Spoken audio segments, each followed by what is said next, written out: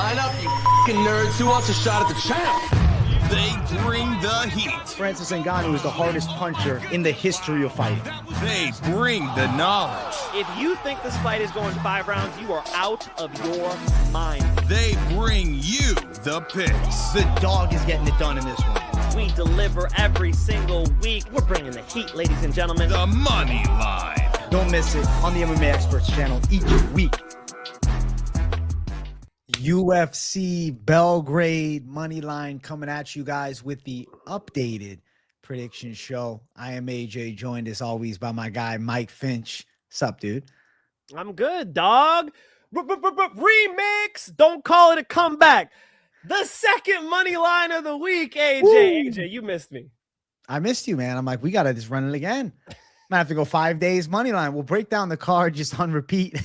Rinse, repeat. We'll get updates. I think the people will be here for it. They would. They tune in every day. It's good shit. Finch held the fort down yesterday. My dog before the stream had a seizure. Never happened before. Talked to the emergency vet. They said, listen, monitor, good to go. Jersey girl was with the dog. Everything was fine. Send me a text. Oh, yeah, she's back to normal. No worries. Right as we get to the breakdown, I don't know if you saw, I'm like hearing noise, and this is why you were like, that's it. I remember it's because I couldn't think, bro. I'm like, what's going on out there? So I, pause and say, oh, I got to go out real fast.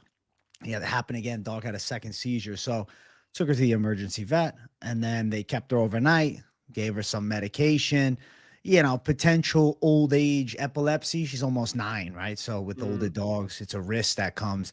So not like a official diagnosis, but they're treating it as that. They got her on some epilepsy type med to prevent seizures, or at the very least limit them so they don't happen very often. And they gave like some emergency stuff if it does happen, and like an anti-anxiety for if there's going to be a bad storm. So overall the dog's all right. Just if not treated though, especially in that short window, I mean, potentially you're looking at a very dangerous situation with the dog. They say like if it's 3 seizures in 12 hours, very dangerous. 2 in 30 minutes, which it wasn't. It was about an hour and a half between them, also dangerous. So something to know. If it's one that lasts more than 4 minutes, dangerous. They're both 90 seconds. So it was not too crazy, thankfully. So all is good. It just looks wild when they're seizing out. It's a very strange thing. I know you have experience. You've seen it before, Finch. Yeah. 4 Rottweilers. And I was telling AJ's got a 75-pound dog. My Rottweilers were all 100 pounds, like 120, 110 pounds. They all died young, They all died young. Yeah, the Rottweilers don't last too long. They're here for a good time, not a long time. So, yeah, when I hear about, the epilepsy, and I mean, I'm glad you have an 8-year-old dog and that you guys love the dog so much. It's awesome. And of course I held it down for you, bro. I don't, I did my whole full card picks show. Hey, and then I usually record my bets right after. I'm like, this just doesn't feel right. So I gave him one more bet on premium channel. I'm going to record him tonight. I had to do money line with AJ. This is the only way. Yeah, no, I am happy that we get to chop it up. I always really appreciate going back and forth and, hearing your takes. And I feel like we tend to, at the very least, even on picks, we'll disagree and we'll find some type of common ground, which might be like a finish prop or an over-under or something like that. Which we sharpen each other's blade. Like I just feel like arguing with you a little bit and trying to think from your perspective sharpens my weapon. So if I believe in something, you're going to make me defend it. That's good. Let's go. I enjoy it, man. So W to the Finch, bro. We got show number 2 of the week, and we got Stormy Normie with some kind words. Hope the dog and family are all okay. WJ, yes. Things are looking up, bro. So I appreciate you guys in the chat. Kind words. Thank you for the $2.79 dono. I appreciate it. What's the Venmo, AJ? Those emergency vets aren't cheap. I got some dollars I don't want YouTube to steal off you. I really appreciate that. I'll link it for you if you want, man. That's actually incredibly nice, bro. It's Antonio DeVito over on the Venmo gang. Ryan Mayfield, thank you for the love, bro. I appreciate that a lot. Hey, Sherm from Jackson, thank you for the 20. Finch held it down and hope everything goes well in the future with your dog. Thank you, Sherm. Yeah, Finch did a great job, bro. He held the fort down. He kept the money line vibe going. But, come on, we get a second show this week. You guys get more of us going back and forth. So all things, I think, overall, I would say very good. And I see Useless in the chat mentioned it. I guess we'll start the show off with something fun. Maybe not fun. Not fun for Anthony Smith. Arrested for domestic violence. Did you see that, Finch? Yeah, Anthony I've been Smith got only arrested. seeing it in the comment sections. Okay, that's what happened. Dude, Domestic violence. unfortunate, man. I don't know what the fuck happened. I don't know inside info on the case or anything, so I don't want to make any, false assumptions. But 3 felony charges. scary for Anthony Smith. ESPN gets everything wrong, but let's read this anyway. Yeah, let's hit Finch. Read it off to us. Give us the info. Smith, who turned 38, was booked into jail on charges of domestic violence causing serious bodily injury, terroristic threats, and false imprisonment. According to county records, he remains in custody until Tuesday. Details of the incident led to the arrest were not known. And then it just goes into, they said nothing. But that's interesting. Domestic violence causing serious bodily injury. That's not good. Terroristic threats, also not great. And false imprisonment. What did you tie her up? I try not to jump to conclusions, bro. I try not to. Let's let the law take a look at this. Let a court of law take a look at this. That's not good. That's not good to hear for Anthony Smith, but maybe a desk job can open up. Maybe your boy can slide in on that post-fight show. I'm half kidding. Hey, post-fight Finch, he's stepping in, man. I don't know. That's crazy. We'll see what happens.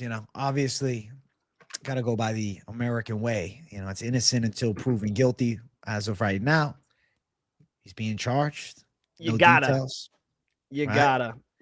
I had that debate with my cousin where a lot of high-profile men are accused of sexual assault, and many of them do it, I'm sure. But this idea of like believe all women, maybe like believe everyone, as if people aren't liars. Right. You have to be able to consider that accusations aren't always true. So you got to leave some room.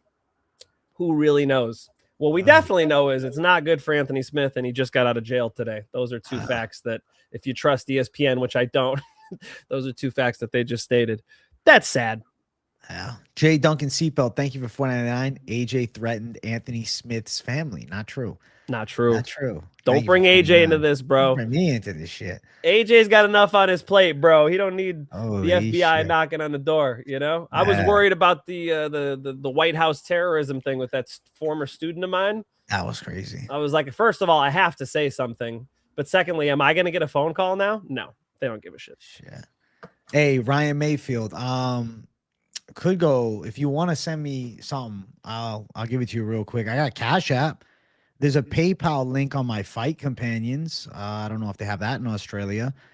Let me see what I gotta remember my Cash App username is. I don't want to actually send you the wrong one and you're paying some random, $10. You guys are on point with that, though. I had our cat Gatsby. We put $3,000 into trying to save this cat. So yeah, vet bills add up. They do. 0 NEY.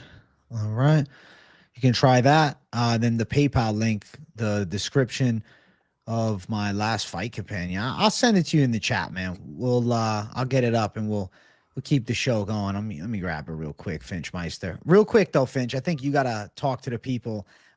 Your Walter Walker take is going fucking viral right now. Is it? Finch. Is it on Instagram? On Instagram, it's blowing up, bro. You got over 30,000 views. I looked at it literally earlier today. I said, wow. I did not quite realize. Champ texted me, but I did not quite realize that. I need to go in there and defend myself, don't I? Yeah, wow. You have to. They're coming after you, brother. Soft ears, Finch. I'm like, damn. 32,000 views. Yeah, holy shit. That's funny. So it was clipped from Moneyline.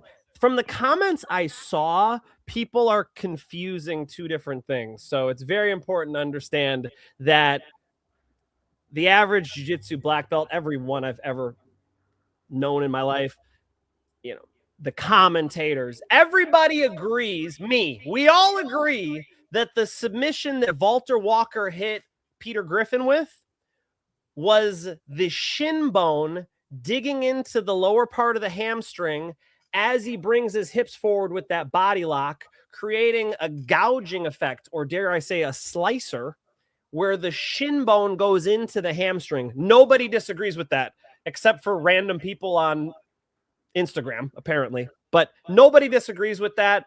There should be no confusion about that. Any expert knows that that's what the submission is. The people who are commenting on it, I've done the submission and it slices the calf. Yeah, that's not the same submission then. You're doing a calf slicer. All I'm talking about is the lingo. The lingo for that submission, which everybody agrees is the shin digging into the hamstring, the lingo is still calf slicer. And I'm saying we need to update the lingo. That's all I'm saying. This is the only limb I'm standing on, is that we should update the lingo. Instead of calling everything a car, we decided that this is a truck and this is a minivan and this is a sedan. Okay, then we should be able to say that is a hamstring slicer. I'm going out on a limb and I'm trying to rename that submission, because if you face the other way and you pull the foot down over your shin, that is a calf slicer because you slice the calf.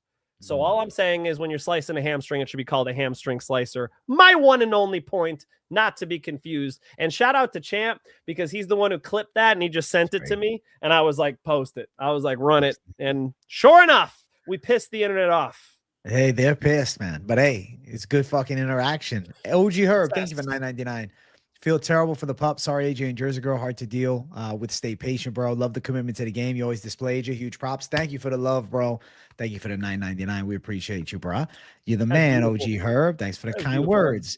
Listen, man, all things are positive, okay? We're going to look forth on the excitement of what's coming. Finch got a viral clip. Finch and I about to break down this car. They're saying that Finch doesn't train. That's the crazy thing about it. I'm like, what the people won't check facts, right? No, they don't care what's true. It's whatever their narrative is. Whatever the narrative is, that's what it feels good to say it. Yeah. They're not going to look into it. Soft ears Finch, bro. That's it. That's what they're calling might be soft. I don't know. For some reason, throughout all these years of training, literally 23 years of mixed martial arts training, I barely have cauliflower. It's very slight. If you really look, you could see it's a little deformed up in there, but very slightly. Not the worst thing ever. Listen, bad ears doesn't equal good jujitsu. I mean, let's just. These might be titanium ears, actually, bro. They might have it backwards. Right. They're looking at it wrong. It's hard ears, rock hard. W to the Finch, man. W to the people. Push kick. Oh, yeah. A teep is a push kick from Muay Thai.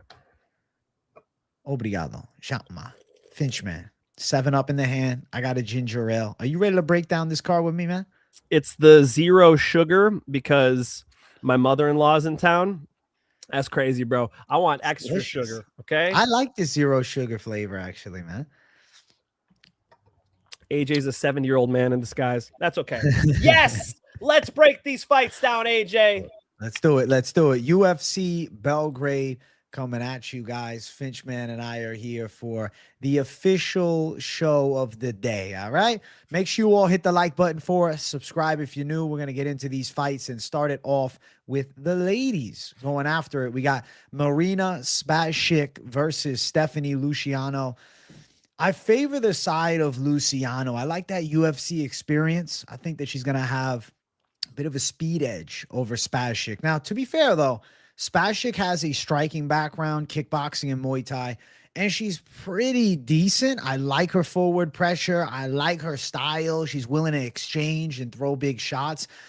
But, lower level opposition rate, whereas Luciano is going to a split decision with Sam Hughes, getting the win over Talita Alencar in their rematch. Pretty lopsided fight, and Alencar is doing okay right now. I would say Luciano's striking competes with Spasić because of her footwork, I feel. But on top of the striking, I think Luciano's true advantage is the grappling. I could see Luciano hitting takedowns and putting Spasić in some compromised positions on the ground. So I'm going to go towards the UFC veteran against the local fighter from Serbia. I think that Stephanie Luciano live to win a decision in a fight that should be hers. Maybe it's competitive, maybe has some moments, but I am going to favor the side of Luciano. What do you think, Finchman? The UFC experience should matter. Those names that she beat should matter. But remember, this is the Serbian girl. So you're starting off with the hometown hero. And she is a kickboxing champ, and you can see that. Now, she was giving up double leg takedowns. BEIK was taking her down with double legs. She ended up winning with ground and pound in that one. I also noticed in her fight against Alves, she didn't cut her off at all. So there's a couple things I'm seeing on the feet. I don't necessarily think she's the most dangerous. It's harder for small woman to be super dangerous with her hands or something, but she has okay hands. And not everybody's going to be Amanda Nunes. There are very few freaks out there like that. So I'm concerned with the takedown defense. I am. She was able to bounce back up, but in her UFC debut, first prelim of the night against a Stephanie Luciano, who, like you said, the Alan Carr, the Sam Hughes split decision, those are pretty legit names. And she looked good. She had that draw with Talita Alan Carr and then really showed improvements in a short amount of time to turn that thing around. So I think Luciano probably has it in the bag. Spasic's not completely out of it. When we're looking at underdogs on this card, both ladies' fights are not washes to me. I felt like the week before were squash matches. You had Fatima Klein, who was an obvious favorite. She was in my 5 most confident. And I also had Dion Barbosa in my 5 most confident. These ones aren't making it. Spasić might be a better striker. I just don't know if she could stop the takedowns. Give me Luciano on the cards. Odds for the fight rather wide. Luciano sitting at -315 as a pretty massive favorite here, with the local fighter as a +250 underdog. Now, interesting take I have for you, Finch. Let's say it's a competitive decision. We're in Serbia. The UFC has never been to Serbia before. Is there a possibility of some hometown cooking with the judges here? I mean, we've seen it happen in Abu Dhabi, right? I wouldn't put it past Serbia. So potentially a fight that could end up going even the wrong way if it's close enough. Expecting it to go longer leads you to an over 2.5 at -240. Not that exciting. Luciano to go out and win this thing by a decision is -125. Again, not that exciting. The opposite end of it, Spasić decision +315. I'm looking at props and I'm like, Luciano submission +385, maybe, right? But is she a submission ace? No, her ground game's solid, but Ivana Oliveira, who she whooped on the floor, is not very high caliber. I'm thinking to myself, fight ends by split decision at +500. Maybe one judge has it going the other way. I don't know. That's something right there. That's exactly the mindset to have, is that, yeah, we favor Luciano, but do I think it's going to go to a decision? Yes. And when we hear from the judges, if they're going to be biased, it's for that hometown pop. There's a difference when you get out there and you're Uros Medic in the main event and you hear that pop from that crowd. It really does affect the fights. Remember during COVID, Adesanya was like, I'm standing across from Marvin Vettori and it feels like a death match. It feels like we're in here to, he didn't say this part, but it's like Dana's sitting there. A few people are sitting there and it's like what I'm performing as entertainment. This is crazy. When the crowd's in there, it makes it a little bit different for the judges as well. I've seen too many close rounds where they want the crowd to pop when the winner is announced. And so they go, all right, she did enough. So that is in the cards. The reason why I'm not going to place an underdog bet on Spasić is because of her takedown defense. I've seen her giving up takedowns to girls who are not good wrestlers. I think Luciano is well-rounded enough to strike with her and take her down here. I'll go Luciano decision. I'm with it. Ryan Mayfield, thank you for the 50. You're very generous. Thank you for blessing Dog J. She's going to be good, man. Thank you, brother. Appreciate you a lot, bro. Finch and I both going Luciano, starting the card off with the Brazilian favorite to win between the ladies. And we'll see what's up. We'll learn a lot about Spasić here in her UFC debut, giving her a stern test right away. And we'll favor the away team for fight number 1. Fight number 2. We got heavyweight fight between prospect Jovan Leka and Alexander Poppeck. Leka was a winner on Contender Series last season, one of the forgotten winners of last season. Did not get signed to the UFC, but to be fair, he fought a pretty tough opponent, Azamat Niftalev, who was 13-1 and a strong wrestler. It wasn't the most entertaining fight ever, but he did go out and win a decision. And now he fights Poppeck, who's also a former Contender Series guy. Actually fought Jamal Hill like 10 years ago on the early Contender Series and was finished in the second round. I think that looking at the matchup, I favor the more natural heavyweight. I mean, Poppeck, he's a light heavyweight typically. He is decent. His stand-up game's not bad. He's got a bit of movement to his style, kicks from the outside fairly well, decent straight punches. But I don't like that he allows some of his opponents to dictate the pace and pressure. And then when you're fighting a big giant in Leka, I kind of see him getting backed up. And, you know, he's running the risk of getting caught on the feet backing up. Leka hits hard. He's got good straight rights. He's got a dangerous head kick, kind of surprisingly good dexterity.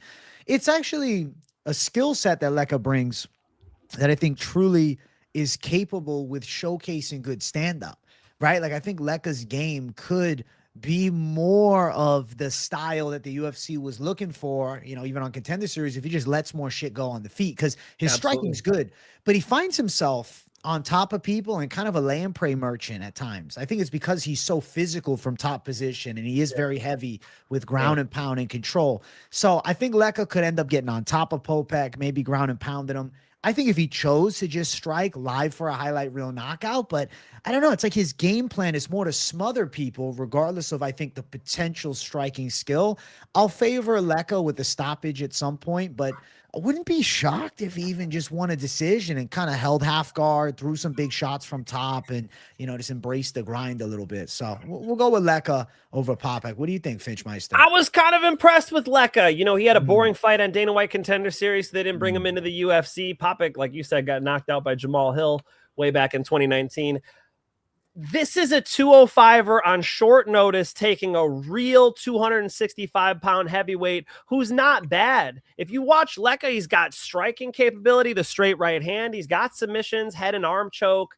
You're right. Some of his fights could be boring. I think this is an opportunity for him to learn from the past experiences. Okay, I'm out here to entertain people. I'm out here to put people away. He's very capable of it, especially if Poppeck is going to end up underneath him in a position where he can be ground and pounded or submitted, especially if Poppeck gasses out because he's coming in on short notice. Now, Poppeck has fought his career at 205 pounds. He is a good leg kicker. I think the game plan for Poppeck is very straightforward. Kick this dude's legs and move around. I think for Leka, everything else is open for him. He might be able to put him out on the feet. He's definitely able to grind him into the fence a little bit. And if he gets in the top position, I think that could be a death sentence for Poppeck. Even if it just gets him tired and beat up a little bit, that'll really reduce his ability to do anything in this fight. The one advantage I see for Poppeck is those leg kicks. If Leka deals with those leg kicks, Poppeck keeps his hands kind of low. Not the best boxer I've ever seen. I think Leka might finish him. Either way, Leka, being a true heavyweight,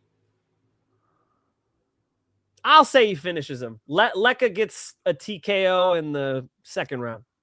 Hey, thank you, Sherm from Jackson, for gifting 10 memberships. You're a gem to society, bro. Really appreciate you a lot. I feel like I'm with you 100%, Finch. I'm going Leka. And I feel pretty good about it at minus 205. I feel like it's getting closer. Right line. It's weird to me. I don't know why the Poppeck chase is there. I mean, like you said, he's all right, but I don't know, man. It's against real light heavyweights, and now he's fighting. No, dude, I don't think that Leka's weighing 265 fight day. I think fight day he might be 275, 280. I mean, he's cutting to 265. Is Poppeck gonna come in at 230? You know. Not even. I don't know. He might just outblob him if need be. I want to go Leka finish too because it's plus 115. And I definitely think there is a chance that the finish happens, especially him fighting at home. Come on, man. Like, you know, he's going to be going out looking to put on a nice performance. And especially because he just won a disappointing decision on Contender. I'm like, all right, Leka by finish at plus 115 is live. And, you know, if you're on the decision side of Leka, they only got it at 2-1. So they're not giving you any magic here as far as prop betting. But yeah, I'll favor finish. Do you guys remember how big Kuniev looked when he was walking down Tyrell Fortune? That was 15 pounds. Now you're talking about 50 pounds? Come on, son. Leka's going to be a huge problem here. You're right. Home field advantage. And it's as simple as this. You got an actual heavyweight fighting a guy who's coming up from 205 for a short notice opportunity. You got the full camp versus the short notice. I think it's that simple. Dude, I'll be honest. The more we talk, Leka by finish seeming like a prop I might have to believe in, bro. In case he gets the sub, I'm not going to just throw it all on KO. But That could because finish he does her have right. some submission ability. Like I said, that head and arm choke, I watched that fight. Yeah, I think Leka's going to look to put on a performance here. Now, when people make their UFC debuts, sometimes it's a little rocky. Luckily for us, both of these guys have won Dana White Contender Series fight. Leka's the guy who won. Poppeck's the guy who lost his. And they're both really making their UFC debut right now. So that even is an even playing field. I like that. So, yeah, Leka's a confident one for me, bro. Let's go. Me and you both, man. We're going Leka to handle business. And next fight up the card, ladies, going after it here. We have Nina Milošević versus Hailey Cowan. Now, for the side of Nina, I was going in with high expectations when I watched tape. I won't lie to you, because I was looking at the IMAF, experience and her amateur pedigree, and I'm like, damn. Then I'm watching her fight, and I'm like, I'm not blown away necessarily. Now, I'm not gonna go out and pick Hailey Cowan. I'm still gonna believe in Milošević. Botched her name at the start, is what it is. Bear with me. But I do think like Hailey Cowan's big at 5'8", has a size advantage, 3 inches taller, a more large woman at 135. And she's not terrible. I mean, she won the first round against Nora Cornell, but then she got submitted by Nora Cornell, who's a striker. And, last fight, she got crushed by Pereira really bad. And then in her UFC debut, lost a tough decision to Jamie Lynn Horth. But then with Contender Series, I felt like she may have lost that fight and got gifted a win. So it hasn't been like much success for Hailey Cowan at a high level. There's just been small moments of success. Whereas we don't know anything of Milošević at a high level. What I've seen is, okay, she beats a 4-0 girl last time.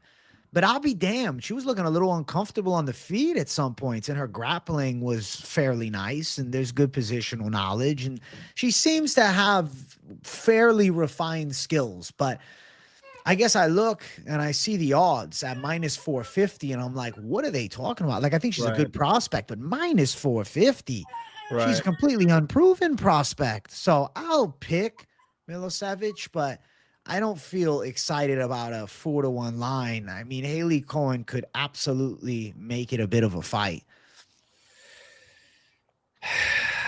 I love how you found the same thing I did. When I was looking at the tape study, I'm thinking like, this is the jiu-jitsu hype. Like, this is the hyped up prospect. What is she, a 3-1 favorite over a UFC veteran and Hailey Cowan, a veteran in the worst way? She's been losing in the UFC. She's like 7-4. But nonetheless, Milošević, I wrote down slow striking, slow, sleepy striking. And then I'm looking at her jiu-jitsu, and she does transition from submission to submission nicely, but it's not that good. It's not Ronda Rousey. It's not Kayla Harrison. That's not what I'm looking at here. So I'm looking at a UFC debut where she's outsized by Hailey Cowan, lacks experience, and Hailey Cowan's a better striker. So this thing looks like even odds to me. It's tough for me to pick Hailey Cowan because there's a big problem with her grappling. And as a primary grappler myself, I like to think we find a way to drag people down when we need to, who don't have the right defensive wrestling. And Cowan doesn't. Cowan really, three losses via submission. I mean, it speaks for itself. It's a problem for her.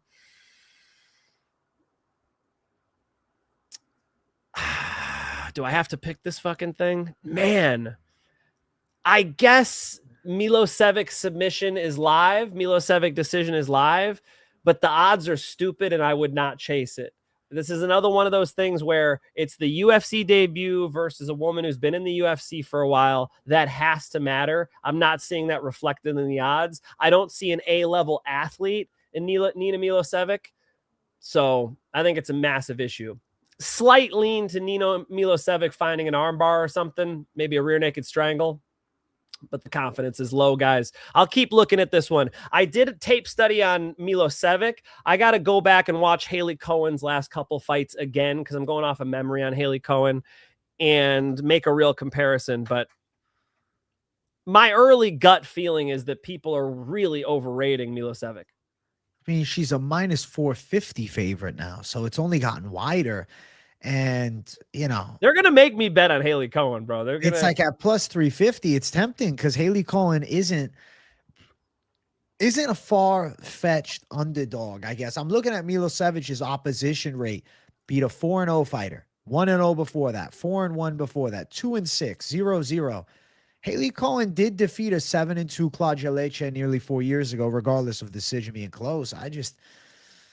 That's funny as fuck. The Cowan sub defense, Maybe. I guess you worry about, but Milošević at 5'5", that's kind of a red flag to me. Being the, more naturally small woman, there's that element of size advantage and physical strength, which I feel like could potentially come in play here. I guess that's Bro, that's a put her worry at for me. AKA for a couple months and then give her this matchup. I think there's a yeah. pathway here for Cowan, but it's not like I'm running to the box office to bet on Cowan. No. It's one of those, AJ. One of those. Milosevic's overrated. I don't see it. I don't see the athletics, even in her jiu-jitsu, which is fairly technical, but all of it looks slow and not A tier to me. The biggest thing is with Hailey Cowan, she's on an 0-3 UFC run. The confidence can't be high. You're fighting in Serbia. So it's like the mental side of it. What is Cowan's true confidence leading into a matchup against a credentialed amateur fighter who's looked pretty good on paper as a pro, just, hasn't blown anybody away. But still, it's like Hailey Cowan on the regional scene lost to a 1-2 fighter before, Hailey Cowan, she's 7-5 as a pro. And also it's like, I'm going to go with Milošević. It's just the odds are fucking hideous here. That's crazy. Kelly Clayton. Yeah, I'm just seeing that now. That is crazy. Yeah, Hailey Cowan's not good. So I'm still going Nina Milošević. It's too bad it's Hailey Cowan, because if Nina Milošević came in as a favorite against somebody with a little more caliber, I'd be going with the higher caliber.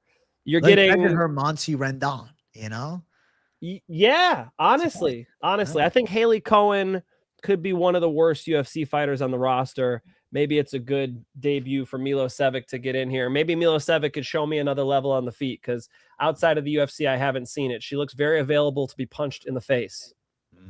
Let's go. Next fight up the card, we got Mateusz Rębecki versus Kyle Prepolec. They put this on the card because there's a real chance of just a good old slugfest. I mean, Rębecki, heavy hands. I'd even call him stone hands, a dangerous southpaw power hitter with actually pretty good grappling. Obviously, Grant Dawson cooks him on the ground, but Grant Dawson's a different tier. The problem is Rębecki has a caveman's fight IQ. Just makes very bad decisions. Last time he had Grant Dawson hurt, he goes to fucking grapple with him. So it's like low IQ style from Rębecki, which leads us to a lot of fun fights, but also cost him in a big moment against Grant Dawson last time out. Whereas Prepolec on the other side, I mean, if you watch that Drew Dober fight, it was pretty fucking close. And then Dober kicks him in the balls hard as fuck. And then he TKOs him a minute later. So it's like, yeah, he did finish Prepolec, but that fight was, kind of tossing and turning. I definitely feel like Prepolec's live to make this a bit of a dogfight. I just think Rębecki's power is a factor. And I don't see Prepolec chinning Rębecki. I could see him landing some shots, could be busting him up, and it could end up being a bit of a fight. But goddamn, is Mateusz Rębecki really going to go from, that prospect on the rise, 19-1 to then, 20-5 and then losing to, journeyman Kyle Prepolec, who's 18-10 and 0-4 in the UFC? I'm going to say Rębecki wins. I'm going to say he puts it on the side of Prepolec here. And another thing that I feel could be forgotten is confidence. I mean, look at Rębecki's last 3 fights. They gave him Chris Duncan, who's a fucking bruiser. The fight after that, it's Ludovic Klein, who's a hell of a striker. And then it's Grant Dawson, who's arguably better than the past 2 opponents. So I feel like Mateusz Rębecki has been dealt a pretty difficult hand. Sure. Now it's like, hey, here's Kyle Prepolec. I mean, you're talking about a guy who went to war with Mateusz Rębecki. You're talking about a guy that made it look like a joke in earlier UFC fights against guys like Roosevelt Roberts. I mean, even knocked out Loik Rajabov in 2023. Mateusz Rębecki is pretty good. Whereas like Kyle Prepolec, my selling point would be awkward and tough. Awkward and tough, sure, could make things weird, but I don't think it's enough to win. I mean, they're both southpaws, so we'll see what's up with that, but I think Mateusz Rębecki should be able to beat Kyle Prepolec here. I feel like potential for a KO, but could even be a decision where Rębecki lands bigger shots and potentially even gets to a dominant position on the mat. I think Rębecki gets back on track in this matchup here.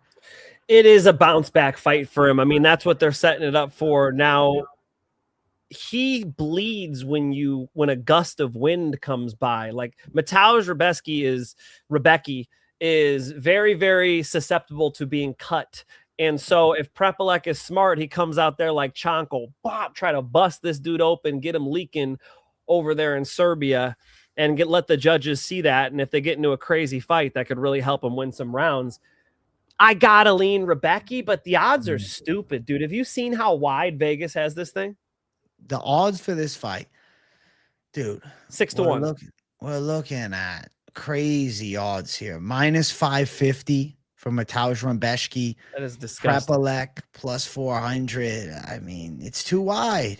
AJ's correct. You know, Rębecki's had a lot of tough fights. Grant Dawson's a beast on the ground. Ludovic Klein is a very good striker. Chris Duncan went on a nice little win streak himself. He beat, Terrence McKinney, Jordan Vasenik, Balaji Oki. Those are okay names before he got run over by Renato Moicano. Jesus Christ, did he get killed by Moicano? And then before that, Rębecki came in as a pretty damn big underdog and beat Oralby via decision. So he's dealt with strikers, wrestlers, jiu-jitsu guys. He's seen a lot of since 2024 in the UFC. He's seen quite a bit. The reality is he is 1-4 in his last 5. So they're giving him a step down in competition. That's really what Kyle Prepolec represents, is he gets to get a little bit of a reset here. Now, you said Prepolec and Dober was a pretty fun fight. Absolutely, that got fight of the night. Before that was Benoit Saint-Denis.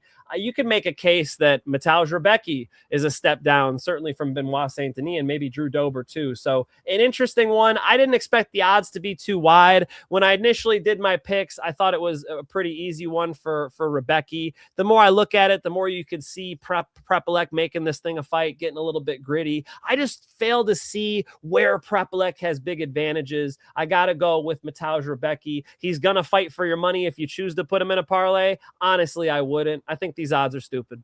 These odds are stupid. He's a 5-1 favorite. Like you said, he cuts like a fucking, piece of hot butter. There's a chance that things could go awry, even in a fight that's competitive. I mean, Prepolec doing damage could get a doctor's stoppage. But the pick is Rębecki. But, dude, when I saw 5-1, I said, okay, well, we can't bet this thing. Over 1.5 is minus 160, but you're playing with fire because Rębecki, if he's on, he can hit. He can land hard. And Kyle Prepolec has kind of that upright striking style there to be hit a little bit. So, chance of some violence seems rather high and will favor the side of Rębecki, but the price tag is a little bit ugly, and it puts it into a position where I'm not necessarily crazy about chasing anything. I was actually going to do a quick check on my phone for the odds because I'm not seeing them coming up here on fight odds. I think they might go all three. Rębecki, again, showed his level of wrestling in the Oralby fight. To be able to deny that dude takedowns is pretty awesome. And his striking's been pretty good, and he's dog tough. So maybe they do go all three. Maybe it's a TKO. I just feel like I'm going to stay away even from props on this one. Yeah, it seems like the fight to chill on the outside, sit back, watch, enjoy yourself in a good war. Prepolec versus fucking Mr. Tight Rębecki. Let's enjoy some violence. So Finch and I both go on the same side. Let's keep it running to our next fight on the card. We got Denis Buzukja versus Bogdan Grad. Fun one. Ooh, I think I got to go towards Bogdan Grad here. I feel like he's live to catch Buzukja. I mean, let's call a spade a spade. Buzukja was caught with a terrifying punch last fight and suffered one of the most violent knockout losses this year against, Barbosa. And that wasn't that long ago. It was in April. And then to quick turnaround here, now take on Bogdan Grad, who, to be fair, was chinned in his last fight by Luke Riley, but back in November of last year has had some more time to recover. I don't know. I worry about that Buzukja chin. I feel like his hands are fast, but his defense, it lacks awareness. He just gets caught with a lot of fucking punches, man. Jamal Emmers knocks him out in the first round, too, and gets caught down the center line. Bogdan Grad's a pretty good striker, has snappy kicks, has spinning attacks, and he's explosive and jacked. Gets hit a lot too, though. He's been knocked out a handful of times. We're looking at two guys that you could argue are glass cannons here. And I'm asking myself, who could be craftier? You know, if it ends up being a slower paced technical battle, I think Grad has better technique. If it's a wild barn burning brawl, I feel like Grad could be the better wrestler, could be the guy that lands heavier shots. It's just not high confidence, but I think Bogdan Grad does find the way to beat Denis Buzukja here. What do you think, Finch? I'm curious your take. Buzukja it was a nasty KO, dude. That was a really, really nasty KO of the year type knockout. And so to turn around from April and come back right away, that is surprising. What is he fighting for money? Why are we doing 3 fights in 2026? That seems too quick to me. Bogdan Grad's, bro. I went back and watched that Luke Riley fight back. I forgot that he was taking Luke Riley down. Did you remember that? I Dude, did. He was taking Luke Riley down over and over again. And that was a nice thing to see, him being a well-rounded mixed martial arts fighter, because I've been impressed with his striking. He was getting a little too froggy with Luke Riley. I do think he could hold it back a little bit, but let's say he doesn't learn anything from that Luke Riley fight and goes into the fire. Who's going to come out with the KO here? You got to think Bogdan Grad exchanging with Buzukja. So the one question I have is, does Buzukja get the takedown? What evidence has he shown me? Yes, he's got this wrestling background, but in the UFC, we keep seeing him in these crazy exchanges with people.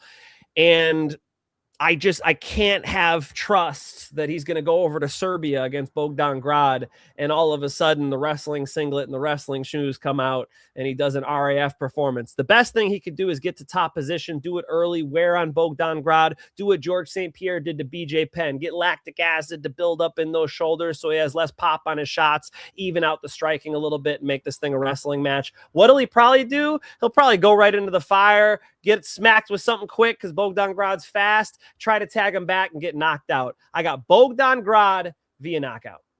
KO for Bogdan Grad. There you can make some money, bro. It's plus 300, which, looking at the last fight for the side of Buzukja, doesn't seem like a crazy take. 2-1 odds straight down the center line for the Bogdan Grad favorite side.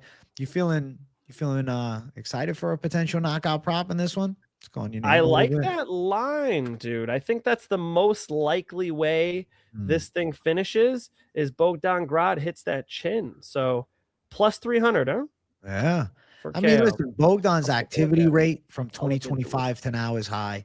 3 fights last year. And then you look on the opposite side of it, there was that long layoff for Buzukja and then comes back to a terrible loss. I think it couldn't have gone worse for him.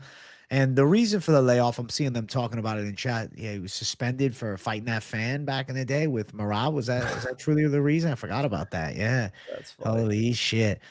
That kind of cost him his career a bit. You know, he had a good performance against Marshall. I mean, holy shit. Denis Buzukja in that fight went to war with a decent prospect.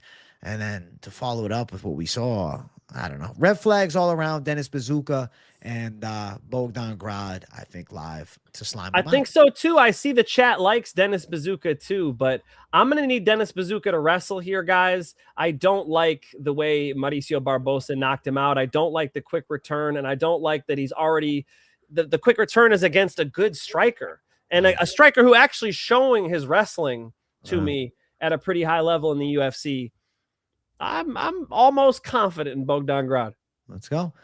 Finch and I both Bogdan Grading it up. Let's get to our next fight on the card, which I think could be the fight of the night. Mark Vologdin versus Borislav Nikolic. So I am hyped to see Nikolic stepping in on short notice. He's a good talent and definitely has some upside, but I'll be damned. Mark Vologdin is a certified street savage gangster, and Nikolic likes to take a lot of chances striking with those hands low, and Vologdin lands hard. He's a karate specialist, but it's a violent karate. I'm going Vologdin to pull something out here. He's got that UFC experience. He's on a full camp. Nikolic's hands are down by the fucking wayside. He's moving like Yuri Prohashka almost, but at 135, good way to get punched in the face and kicked in the head. I think that Nikolic is a fun style, but Vologdin is actually more technical than him. And outside of the credential of like, okay, he has that title from Brave, I'm watching these performances and he's getting taken down in his last fight. He's getting dropped by lower level guys. And I'm like, Vologdin just went after it with two decent guys. I mean, John Castaneda has been on the roster forever, and Vologdin went to a draw with him. Yeah, there was a groin shot, etc., which, you know, could have been a decision loss. But regardless, had a good fight where he showed the dog grip per usual. Fight before his fight of the century as he goes to war with Luna Martinetti, who's also a decent prospect. I think that Mark Vologdin is live to get his first UFC win. Full camp, too? It's Vologdin time, man. The full-grown baby is going to bring the business this Saturday. What do you think, Finch? Damn, that was a sick pitch for Vologdin. Dude, if you caught me yesterday, literally yesterday on your show, on our show, I picked Vologdin. I don't think I completely wrapped my head around this stat. Vologdin, 5'3", 135. Nikolic, 5'9", 135. I do think that matters. Everything you just said, not everything, but a lot of what you just said, I said yesterday. Bro, I'm watching Nikolic get taken down by strikers. Strikers are taking him down with relative ease. I did a little bit more looking, and his stand-ups are probably better than I gave him credit for. After he does get taken down, he does pop right back up on his feet. He does seem to have a little bit of a gas tank. Now, it's questionable because he took this thing on short notice. Is he bringing the gas tank into his UFC debut? Because I know Vologdin had that crazy fight last year. 2024 or 2025? 2025 was last season in Contender. It was. Oh. Yeah, he had that crazy fight last year, and he had some hype coming into the UFC. Hasn't quite materialized, but here's an opportunity against a striker on short notice. Maybe he pulls it through. One thing that really is keeping me from pulling the trigger with you is I think this is a flyweight up at bantamweight. I think that's a massive issue. It makes it hard for me because, yeah, when you watch him fight, I mean, it's been the theme since Topuria fought, unfortunately. He's a midget. I'm seeing midgets, you know, and it's tough to be a midget in the UFC. It is. And in real life. Ask Henry Cejudo. All respect to the Short Kings. Oh. This striker might be able to snipe him up, use the big cage to move around a little bit in Serbia, pop back up if he gets taken down. My initial read was Vologdin hitting takedowns and getting the decision, but Vologdin likes to strike a lot. So it's similar to the Dennis Buzukja thing. Can I rely on them fighting much differently than they fought in their previous fights? It's a hard thing to do, especially if you're not in camp. I need Vologdin to shoot like Nurulo Aliyev was shooting. I need him to shoot again, use your cardio as a weapon, and maybe by the second and third round, you might actually start lighting this dude up on the feet, because you're right, he isn't untouchable on the feet either. Literally, yesterday I was on Vologdin. Today I got to lean Nikolic, bro. I think that being half a foot taller matters. I think being one of the bigger bantamweights versus one of the smallest bantamweights matters. And I do believe he has an edge on the feet. And I don't believe Vologdin will be able to hold him down long enough to do real damage. So I'm going to give a slight lean to Nikolic in his UFC debut. Hey, listen, I respect towards the side of going on the big boy, the larger bantamweight, the dangerous guy too, and Nikolic, no doubt. But I guess I'm Vologdin's witness this weekend, man. I feel like I was high on him with Contender Series, and I don't know. I just think he could hurt Nikolic, and I think it could be a 3-round war. Now, you are right, though. Nikolic normally 5-round cardio, but that short notice fill-in spot, we don't know. To be had. We don't know. We're going to find out. And honestly, hell of a fight either way. Look at the odds. Minus 180 for Nikolic, plus 155 for Vologdin. Yeah, dude. Vologdin's 5'3". He needs to be at 125. Wow. 5'3" is 125 height unless you are freakishly fast and long, you know? It's short really for 25. It is. It's 115, you know? Like Temerov is 5'3", and he looks short out there. Yeah. Tamarov was having to leap in to get in there, which he does really nicely. Vologdin, Vologdin's got a pretty tight style. I actually do like his striking. I've heard some people talking about this, like Vologdin doesn't stand a chance on the feet. I don't think that. Nikolic is a kickboxing champ. You could see it. You could see he's comfortable. And AJ put his finger on it. He's been 5 rounds a couple times. That matters. I think Nikolic is going to come in here. You saw it with Abdul Hussein last week. Abdul Hussein initially comes out. He gets caught in a guillotine and mounted by Cody Gibson. But he's experienced, so he stayed patient. He got back to his game. He got back to what he does best. And although he's the little guy, he came through with it. Here, I feel like you're seeing Nikolic come into the UFC not too green, and that should matter. That should help him in his UFC debut. It's a good fight. Good fight. Look forward to seeing what goes down. Finchman going Nikolic, who's got some hype on him, and Brave. Pick flip. Vologdin. Finchman, pick flip live, bringing the savagery for us. Let's go. Let's keep running. Next fight up the card, we got Oban Elliott versus the Brazilian super soldier, Michael Oliveira. Man, what a time for Oban Elliott. Came into the UFC initially with some hype and looked like he was putting it together. Unfortunately, ran into Siyuki and Ko and got wrestle fucked.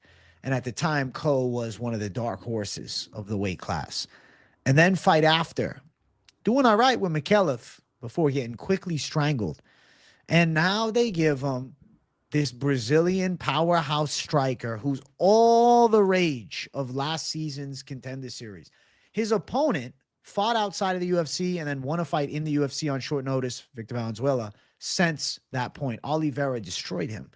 Michael Oliveira is a problem, and I think that his striking is going to give Oban Elliott some big issues, dude. You're talking about crazy reach advantage, too, for the side of Michael Oliveira. 78.5-inch reach to 72. Big knockout power in his hands. Oban's too hittable down the center. I think Oliveira, really, I think he could win this fight anywhere, but it's going to be a lot of striking. I think Oban Elliott's chin is getting put to the test. And I'm going to say Michael Oliveira live to, at the very least, bust Oban up bad, but I think he's going to end up knocking Oban out, bro. I think the straight right is just due to land for Oliveira. He also keeps range well. Oliveira, he's being characterized as this juggernaut who comes in to decapitate you. But if you watch him, he actually likes to establish his range, take his time, let his shots go when he finds them. So he seems to be an intelligent striker to me. Definitely super fast. And dude, those aren't arms. Those are pterodactyl wings. My man, if he starts running fast enough, he might just take off, you know? Oban Elliott's 6 feet tall. Oliveira is 6'1", but the reach difference is what, 7.5 inches? That's crazy. So out at range, I do think he snipes Oban Elliott up, especially since when I'm watching Oban Elliott fights back, AJ, when you hit him with something, he loads shit up. He loops shit. That's not good here. That's not good here. If you're going to develop kinetic energy by sitting in your stance a little bit, winding up a little bit, I think Oliveira is going to get to the target. Oliveira, more of a straight puncher. He does have that long lead hook, but that straight 2 down the pipe, I just see it landing on the chin of Oban Elliott. Speed advantage, reach advantage, overall a striking advantage. Oban Elliott needs to grapple him. Oliveira hasn't fought much competition. A lot of dudes he's fought have 3 fights. But with Oban Elliott, I do clearly see when I watch their fights the advantages for Oliveira. I'm going to trust that tape. I'm going to say Oliveira does pull the trigger, gets this knockout over Oban Elliott, which will be a big feather in his cap because Oban Elliott beat, Preston Parsons, Basil Hafez. He came into the UFC 3-0. And then shit got rocky for him, and we saw him revert to some of those bad habits, like brawling. I think that could get him into real trouble here, AJ. Agreed. Thank you for 279. Nazem Kadri says, 3 years of watching. I finally caught the show live. Lucky day, bro. It's because we went eearly. That's right. W, bro. Thank you, man. Go. We're glad to have you. I feel like we're looking at, a guy in Oliveira who maybe has that, Carlos Prates vibe, potentially looking at a guy that could maybe break into the top 15. Whereas I don't think with Oban Elliott, it's going to quite go that way. I mean, both are 28, so room to improve, but I'm just feeling like Oliveira should live up to the hype. It's a pretty wide favorite. He's minus 340, Oban Elliott plus 275, but too many advantages going Oliveira's way. And an Oliveira KO, they essentially told you to go F yourself, minus 185. So, yeah. How dare they? How dare they price like, this don't out? have any fun on this. You can't bet the knockout. You got to pick the round, bro. What are we thinking? Does Oban Elliott survive past round 1?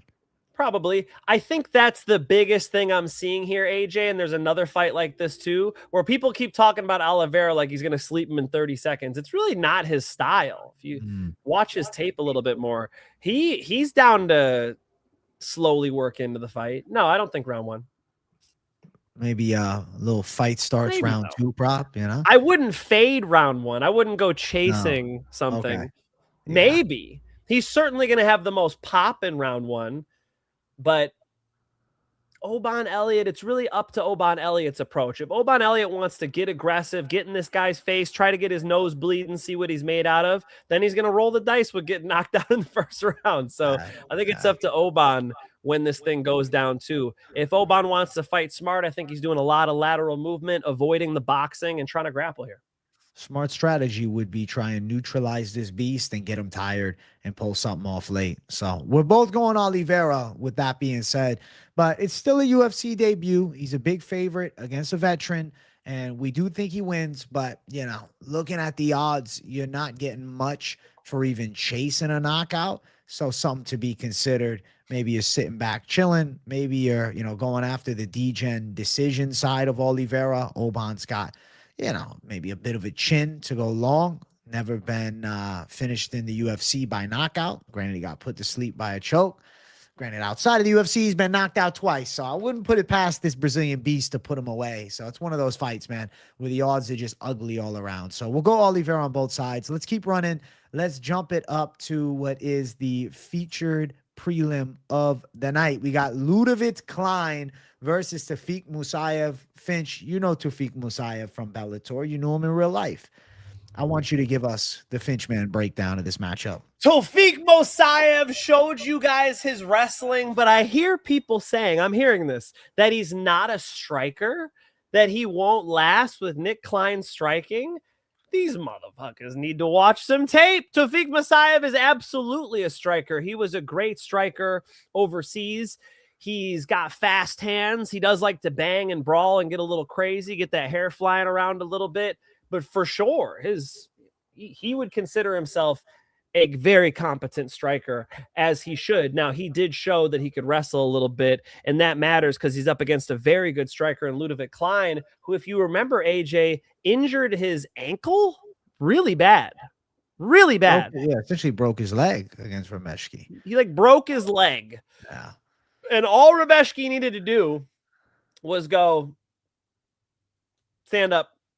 And then he wouldn't have been able to stand up. And the ref would have said, okay, Rębecki wins, right? Sure enough, Rębecki, the smartest, the sharpest knife in the drawer, he stays in full guard and loses a decision instead. Not the best.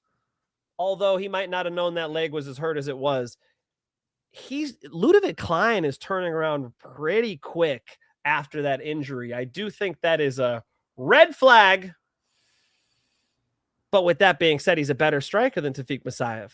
It's not like Tofiq Musayev is out of sorts on the feet, but Ludovic Klein's very good striker.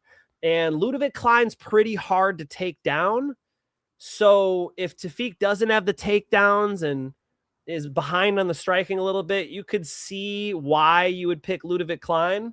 But this looks like a competitive fight to me. And AJ, I'll tell you what, Ludovic Klein's injury is enough to make me take a look at betting on Tofiq Musayev, because Tofiq Musayev, like I said, durable, fast hands, will engage in the striking, will get his damage in, is going to shoot takedowns in you, is ready to go hard for 15 minutes. If Ludovic Klein is nursing an injury, that's not good.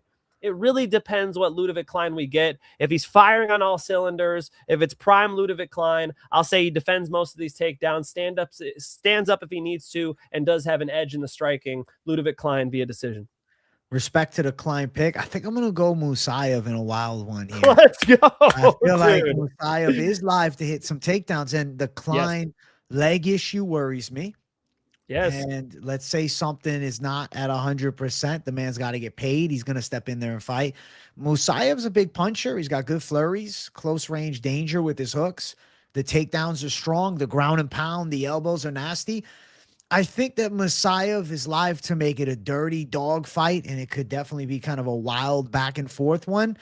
Ludovic Klein's striking is class. He's very light on his feet. His body kicks are nice. His distance striking, I favor him. But in close range, I think Musayev is more dangerous. And then on the ground, though Ludovic Klein has relatively good wrestling skills, we saw the level get tested and exposed that Mateusz Gamrot destroyed him in wrestling. Dominated that fight, vintage Gamrot. Musayev brings more of a danger threat, even with ground and pound, than Mateusz Gamrot. Yes, Gamrot's better at getting people down, but when he gets you there, we talked about this for years. They would get their way back up, and then, or he'll hold them down. You know, like the problem with Gamrot is he doesn't do enough damage. Musayev does a lot of damage. So even if it's not as efficient with the wrestling, if there are takedowns and he's on top of Klein, I could see some big elbows getting through. Striking, I can see some wild exchanges. I think it's going to be a good matchup. I'm going to lean Musayev to find a way, potentially a gritty decision in a pretty back and forth fight. I look at Ludovic Klein's resume, and the first 2 rounds against Rębecki, pretty nice. Round 3, obviously, it went to shit. You know, and then I'm thinking about, Roosevelt Roberts, he goes distance with. Thiago Moises, he goes distance with. You know, Ludovic Klein, as of late, the finishes haven't been coming for him. And he is a former featherweight. And I think about Musayev's physicality. I think about Musayev being 2 inches taller. I think about Musayev potentially being more physical. I feel like Musayev is live in a gritty fight, man. I'm going to lean towards the underdog in a close one. I definitely think the odds having Klein as such a favorite coming off of the injury too surprised me. I feel like, you know, if he was a slight favorite, minus 150 tag, I would get it more. But at over 2-1, I don't get that. And I think Tofiq Musayev is pretty tough, bro. He's not showing signs of slowing down. His recovery looked good against Ignacio Bahamondes, and he beat him up. Yeah, he cheated a little, but whatever. Who's to say he doesn't do it here and not get caught? And I think about Ignacio Bahamondes with, you know, that lanky build from the outside was such a nightmare on the feet from Musayev, whereas Klein is going to be available to be hit. Musayev is going to be able to get into range. There's not much of a length advantage. I mean, on paper, a 3.5-inch reach advantage, but still 2 inches shorter. So I feel like Tofiq, to make some madness happen, I'm going to take him on the other side, but definitely don't hate your side of Klein. I see, bro. No, you were damn. If AJ was a Mormon, I would have the book right now. I would be going to the church, dude. Sign me up. Give me the white collar shirt with the black pants, man. Wow, that was really good, AJ. Shit, that was extremely good. I wasn't even thinking about him having a size advantage. Ludovic Klein is a little. He's a mini Eminem. He's one of the he's little small. ones. He's very jacked up, but dude, he's 5'7". So and I don't think of Musayev as tall. And in my head, I was thinking that Klein was taller. And then when I look at the stats, I'm like, Musayev. Yeah, Musayev looks like a lightweight. Yeah. So size advantage, physicality. Hey, Brian Torres, we thank you for the 1 month. Man, fuck Musayev. Klein gonna put a beat down on the fence grabbing, headbutting cheater. Not confident though, so I'm not betting, just talking shit. It's one of those fights where it's like, yes, Ludovic Klein, when his footwork is on and his distance striking is there and it's all going right, it could look so nice. But let me ask you, Chad and Finch, in a dirtier fight, I think that's where Musayev finds success. True. I think he's live to make it dirty. So he's got how many fights, dude? I mean, he's been in so many damn fist fights. So is Ludovic Klein's almost got 30 fights as well. Yeah. 23-6. My man's been all over Ryzen for a long time. He was fighting over there in Japan. He's fought in Bellator. That's how I got to know him. Like AJ was saying, some pretty cool fights with Sidney Outlaw and Alexander Chablis, who, you know, are fantastic, some of the best Bellator fighters in the world. And then he gets his crack in the UFC. Obviously, Oralbai was able to out-wrestle him, but the Ignacio Bahamondes performance with the takedowns was nice. I just think there's a lot of UFC fans who haven't seen him really go with his hands before. And if Ludovic Klein is fighting a little injured or whatever's going on, if he's a little more flat-footed than usual, he might have to bite off more than he can chew exchanging with Tofiq Musayev, because Tofiq Musayev is also a striker. Tofiq Musayev will let them fly. If you just type in Tofiq Musayev highlights, you'll see him throwing some pretty fast hands, putting Japanese dudes out. So be ready for that possibility too, guys. And I like what you're saying, AJ, that his tenacity is something to look at as well. Very interesting. Very fun fight between these two. I honestly love this matchup. Lovely fight. Potential fight of the night. Minus 235 for Ludovic Klein. Plus 195 for Tofiq Musayev. It's one of those fights where it's just like, show us who you are. Yeah. We learn a lot. Show us who you are. We learn a lot. And, you know, prop betting this one, it could get dangerous. Looking towards an over 2.5 at minus 150 with live violence. You never know. Musayev to go out and win by a decision is plus 450, whereas a Klein win on the cards is plus 135. Musayev by sub at 9-1 odds. Tofiq Musayev as a professional, not really a submission ace. So something to know. Though he has some wrestling, it's ground and pound. I feel like it's decision or KO more likely. And I don't know, though, man. Ludovic Klein, listen, he did get subbed by fucking Nate Landwehr back in the day with an arm triangle. So you never know. Ludovic Klein, you know, the best grappler that he fought, I mean, I guess you could say Rębecki, but really the best grappler that he fought was Mateusz Gamrot, who mauled him, but also then, you know, Thiago Moises. Other than that, it's a lot of strikers that Ludovic Klein's fought. So Musayev being that MMA kind of takedown game with ground and pound and some heavy hands makes it fun. People think he's a grappler, dude. It's crazy. No, he's a knockout hitter. It's like, people think he's like a wrestler. It's a fun one. Show us who you are. Who really is going to step up in the UFC? I'm very interested to see how this one goes down, especially after talking to AJ. That was a pretty good sales pitch, dude. That one might have to be studied. Hey, let's go. Main card opener. If you guys are enjoying the show, be sure to hit the like button. Be sure to subscribe to the channel. Finchman's giving it a weird look, but we got why does Gugnon look like he's transgender? What the fuck is this picture? Blame ESPN, bro. That is his official ESPN photo, bro. What? Why does he have like raspberry peach lip gloss on? What's going on? I heard he got filler before his Bellator debut, and then it went awry. I don't know what the hell happened, bro. What in the world is this? That boy is pasty as hell, too. He's the same color as the text. Listen, the definition of white right there is Gugnon. And he's taking on the wild man, Miloš Janičić, who's 3-0 in dirty boxing. Pretty aggressive striker. I mean, his style is fucking violence, bro. Looks to throw big shots, good forward pressure. I would say strong ground and pound too. His stand-up is kind of Muay Thai-esque, but he throws a lot more punches than a, you know, traditionalist Thai fighter would. It's prospect battle, though. I want to emphasize that point before I go any further. This is a contender series fight, essentially. Two guys debuting here in the UFC. There's a lot to be found out. And it's one of those we're going to find out type of matchups. Gugnon does seem to have a pretty good striking game too. Actually like his body attacks. And his takedown threat seems real. But, you know, against what level of opposition compared to Janičić, it's hard to say. You know, Janičić does have a win over ex-UFC fighter Alex Oliveira. Granted, it was old cowboy, but he did finish him in the first round. I'm going to lean towards Janičić in a wild fight. I feel like maybe a KO. Gugnon a little bit younger, a little bit less experienced. I think double the pro fights for Janičić and also being 4 years older. These are positive factors. And I'll say that he probably is live to bust Gugnon up a bit, maybe stop him later.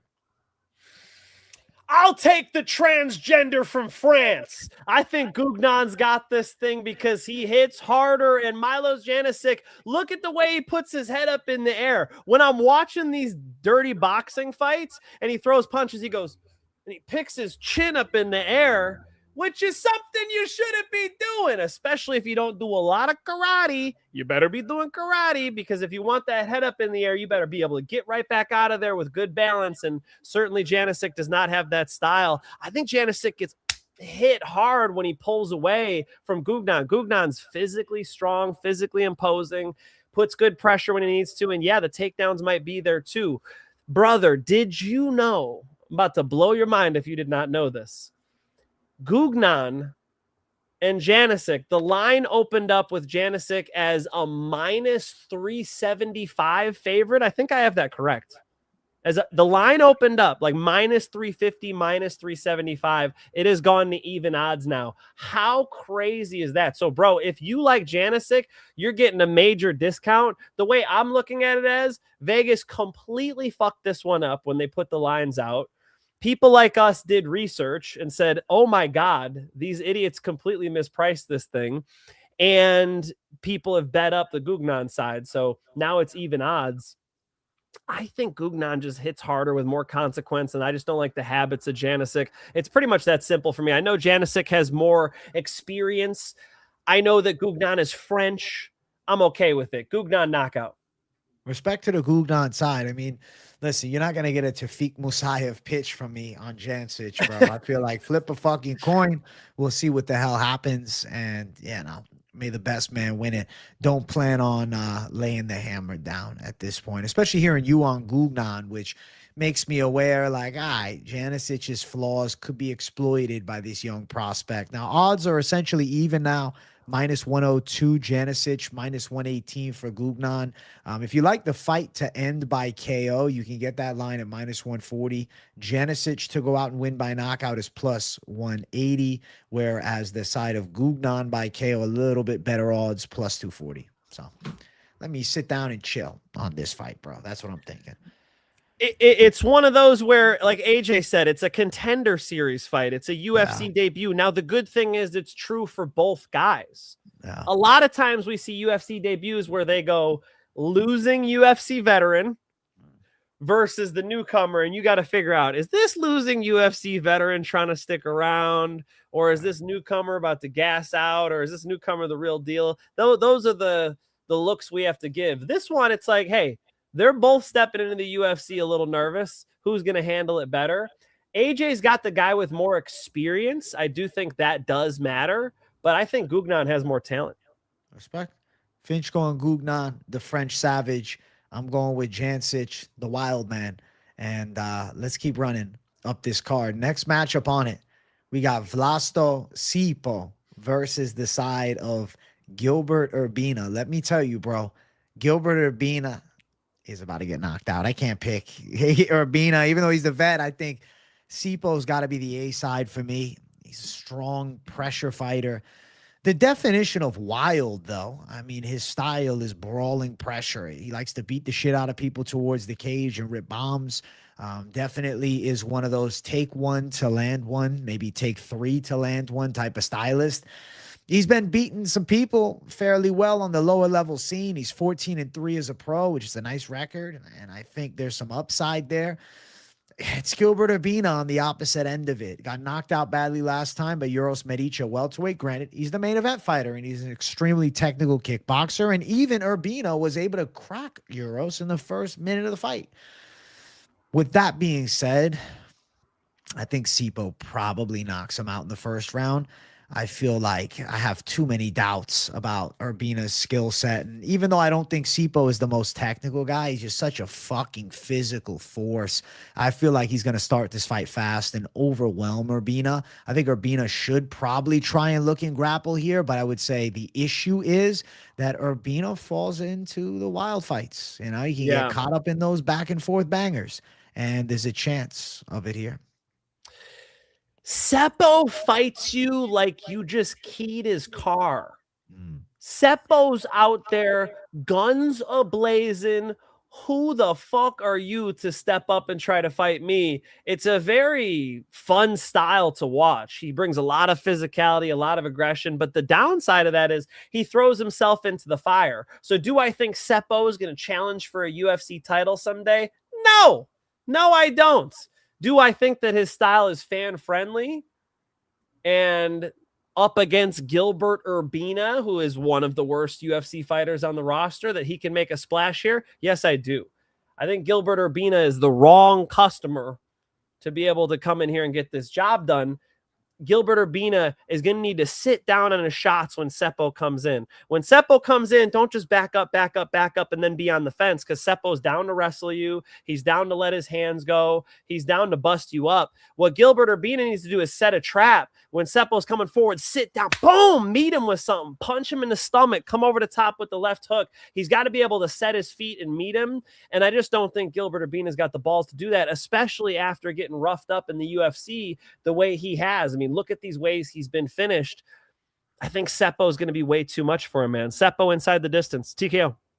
Seppo to win. Money line is wide, minus 350. So you're like, listen, let me have some fun and let me go for the knockout prop, minus 250. Let me go for a knockout round number 1, minus 135. So as of right now, the Seppo side, unfortunately, is not a great prop bet because you ain't getting much for it. I'm going to check my book and see, because sometimes, bro, I get better props than bet online. So let me see what's up. Because I was hoping that Seppo by KO was plus 105 even. I'd be like, all right, even minus 110. I'd be like, all right. As of right now, Seppo KO, even for me, is minus 240, dude. So Seppo KO. Disgusting. Let's see. Seppo KO under 1.5 rounds, minus 135. Seppo to win first round KO is minus 135. So 10 of his 14 wins are by knockout. That matters. Yeah.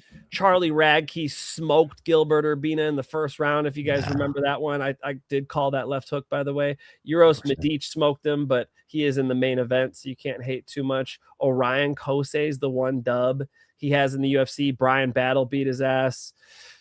Trayshawn Gore on The Ultimate Fighter. Yeah, there's just not a lot to look at for Gilbert Urbina and go, oh, yeah, no, this guy's going to stick around. Gilbert Urbina is just not that good. Seppo should be able to come in there and get the job done. So I understand what Vegas is seeing, but they took all the value away. You know? Hey, Isaiah Campos, thank you for $4.99. I laughed out loud and woke some people up when Walker got the calf slicer last hamstring slicer. Hey, dude wears a foot as a chain during the face-offs. He's crazy. He's crazy. You know, he's got to do something cool for Halloween. He should have a haunted house where it's all just legs and feet and ankles and shit. He's got to do something fun for Halloween. He's the leg collector. They could figure something out.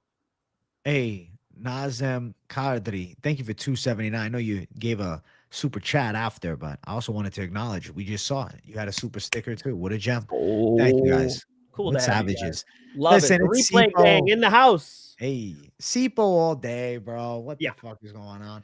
Let's keep running. Next fight up the card. We got Duško Todorovic versus Robert Valentin, and I need a Finchman breakdown on this. Should I stay or should I go now? Should I stay or should I go now? If I go, there will be trouble, but if I stay, it will be double. So come on and let me know. Should Valentin stay or go? I don't know. I think both of these guys are not very good. They both, I've watched their fights and have gone, yep, they're not going to be in the UFC too long. And here they are. They stick around. And you know why? They've had some fun ones, especially Duško Todorovic. Duško Todorovic has been in plenty of crazy ones. You start banging with him, he goes, sweet, let's bang. You start grappling with him, cool, let's grapple. He just goes with the flow. Duško Todorovic not coming in with particular game plans, not coming in analytically. He doesn't set stuff up. He just goes in there and fucking wings it, and it's fun to watch. Robert Valentin has literally quit. He fought Atubagatier. He looked like he was on death row. He was shaking like a leaf on a tree because he was being sacrificed to Godzilla. Then they give him Julian LeBlanc, who is this Canadian fighter who was just hand-fed opposition in Canada, who goes into the UFC and sucks.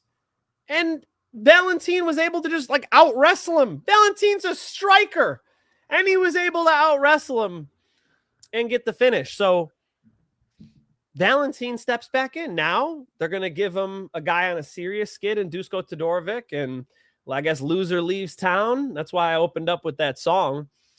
should I stay or should I go? If I stay, it will be double trouble, because whoever wins this fight, they're eventually going to lose again. These are not great UFC fighters. So this is a tough profession to be okay at, AJ.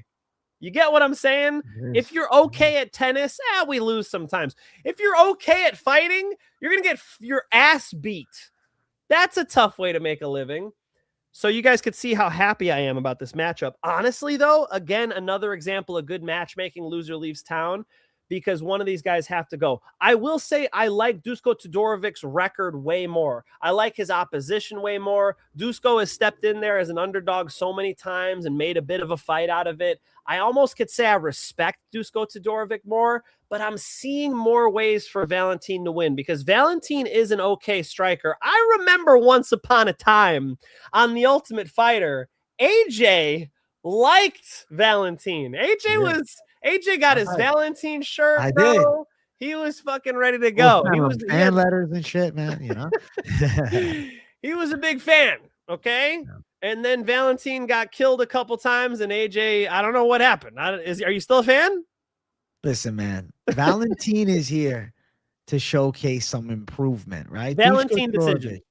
Valentin's live for a decision. I don't know, dude. This is one of the most confusing fights of the year for me. I actually went into my Sunday show and I picked Duško Todorovic at the start of the breakdown. And as I talked about the fight with myself in the chat, the people watching after the fact, I ended up flipping to Valentin, because I'm thinking to myself, damn, Duško Todorovic is wrestling on paper. You can wrestle a bit. Watching it in action, it looks awful sometimes. I feel like his takedowns are kind of just spazzing his way into a fucking football tackle. It's not like this proper technique. It's just kind of like, he's curving the back as he's shooting for things they tell you not to do when you're wrestling. And his takedown game's not great. Valentin's jiu-jitsu game's good. Valentin's leg kicks are nice. Todorovic's hands are all right, but he leaves some fat on his punches. I always feel like Todorovic is a little bit on the slower side. I think Valentin's a little slicker. I know Valentin had a terrible performance against Tybura Gautier, but to be fair, I think Gautier would knock Todorovic out pretty bad. But at least Todorovic would go die like a man. At least Todorovic would go in there, grab his balls, and die like a man. He wouldn't curl up like I'm not going to say it. You know what? It's tough to be a fist fighter, okay? We got to give these guys love and respect. Valentin quit. I think with Valentin, if I'm not mistaken, his mother passed away before that fight. So a potential mental lapse too in the matchup, which I know, I don't want to use that as an excuse for him, but I know after his last fight, he had mentioned that in the post-fight interview. So I'm looking at Valentin and I'm thinking to myself, okay, we got 77-inch reach. He's a little taller, 11-6, 13-6. I mean, I'll say this, dude. Valentin being an Ultimate Fighter finalist, losing to Ryan Loder was a fucking rough look, But early, he did have a moment on the ground. And then the fight after that, he did go to a split decision with Therese Finney. I know Therese Finney's a weird one, but still went the distance. Beats LeBlanc. And then for Todorovic, it's like his wins are the Beverly Hills Ninja and fucking Jose Medina, dude. So it's like, if Jose Medina fought against Julian LeBlanc, let's flip a fucking coin. That right there would be the fight of the decade. Hopefully they set it up outside of the UFC. Jose Medina beats Julian LeBlanc. Get out of here. Yeah, Julian LeBlanc was terrible, bro. Julian LeBlanc. I'm surprised you weren't picking Todorovic at underdog odds, though, because he is. I think I am. Fuck it. I'm looking at his record as you talk, and his record's good.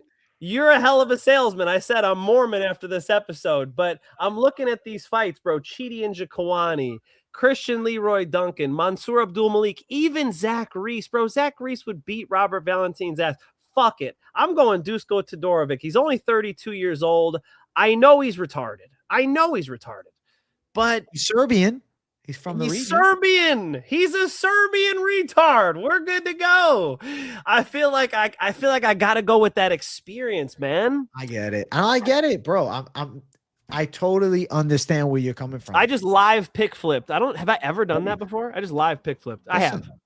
I think it's because I did. The thing is, this is weird because I did the same shit when I was breaking this shit down. So like, I'm not surprised. It's one of those fights where I don't fucking really know. Like you flip a coin and you bring the heat. And I said to myself, man, Todorovic at dog odds, experience. Then I'm like, fuck, man, I don't even want to bet Todor. Can I bring myself to bet on Todorovic outside of maybe betting him by decision? So you know what I saw to Todorovic back in 2022? It was fight of the night, funny enough, with Jordan Wright. Jordan Wright's a jiu-jitsu guy. Jordan Wright was beating his ass too. People will forget. Yep. And Jordan Wright, if he's not getting taken down and subbed there, I just don't. Valentin's grappling. I feel like he just went through an easy hole there with Julian LeBlanc. No, I think Julian LeBlanc actually is a fake fighter. That was crazy. The competition level in Canada is so bad. It's funny because I've heard Rampage say this to an amateur fighter or somebody before. Somebody was asking him about, where did I hear this conversation? But I'm confident it was Rampage. They were asking him about where you should have your amateur career. He's like, oh, leave California. Rampage is like, don't fight people here in California. You've got this gym, that gym, Bloodline, Kings MMA, Ruka. He's like, go fight in Oklahoma. And that's what happened in Canada. You could beat a bunch snowbirds up there in Canada and then come into the UFC and be that bad. No, I think the jury is still out on Valentin as to where I know for a fact Todorovic is a retard. I'm going Todorovic. Let's go. Finch, man, going high IQ Todorovic pick. I'm going to go Valentin. Let's see what the fuck happens. Let's jump up to our next fight. I'm fucking around. We got heavyweight debut for Alexander Rakic versus Marcin Tybura. I'm looking forward to seeing a heavyweight Rakic because he needed a change. 4 losses in a row. Granted, against 4 really good guys. Jan Blachowicz, Yuri Prohashka, Magomed Ankalaev, and Azamat Mirzakhanov. These are 4 high-caliber light heavyweights. Now he's taking on a Marcin Tybura that I think is slipping a little bit. Dante Delia loss was bad. Had a tough fight with Tyrell Fortune. And even before both of those, I thought he kind of got gifted that decision against Mick Park. And I thought they could have scored it towards Mick. Rock is just so much more fucking talented. I mean, he's a good striker. His kicks are gnarly. He's fast. He's light on his feet. Everything to like. And then, he's got the look of a fucking world champion. If you made a UFC movie and it was the fantasy champ, you would have a guy like Rakic holding the belt as the villain, And unfortunately, 4 bad losses now, but moments of positive in all of them.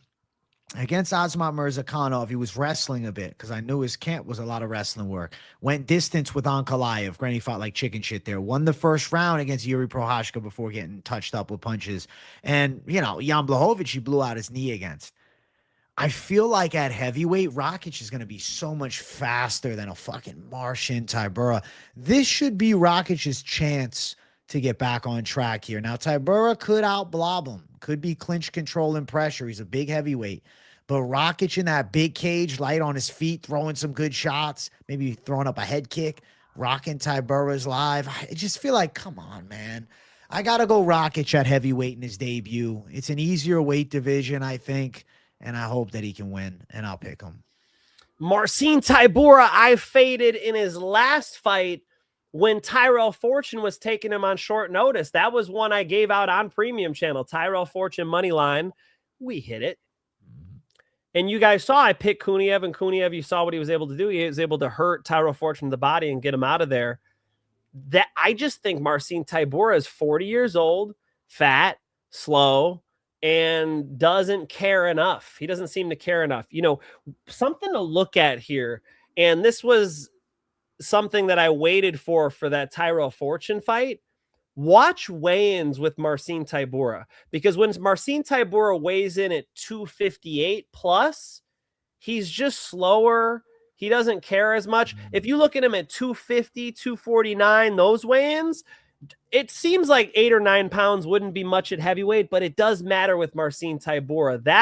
That 250-pound Marcin Tybura has got a little bit faster hands, a little bit more gas in the tank. That matters. If he comes in shape here, it might be a little bit fun. I'm not going to count on that. I think 40-year-old Marcin Tybura really is thinking, I'm going to get a couple more checks out of this. I'm going to have a couple fun ones. If I win, I win. If I don't, I don't. I think Alexander Rakic is like, here, I'm 34 years old. Alexander Rakic is 34, AJ. He's not out of his prime. For a heavyweight, he's like in his prime.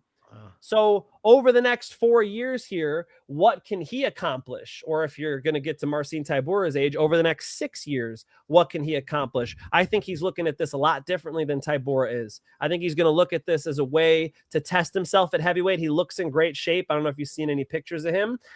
And I'm interested to see what he weighs in at. I'm interested to see what Marcin Tybura weighs in at. But I think regardless, the pick has to be Alexander Rakic.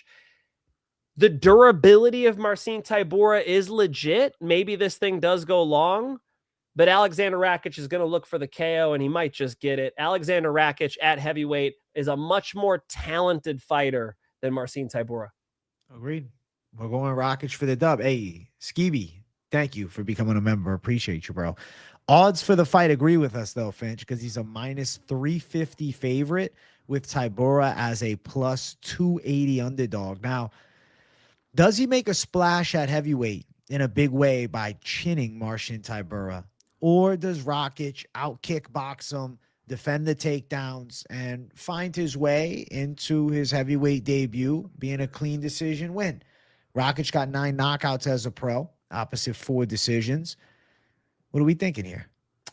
They might go long because Marcin Tybura is going to be heavier. He's a big dude. He's shown his durability time and time again against heavyweight punchers. He's fighting Janata Denise, and Deliha did put him away. Tyrell Fortune hit him. He was fine with that. Went decision with Mick Parkin. Okay.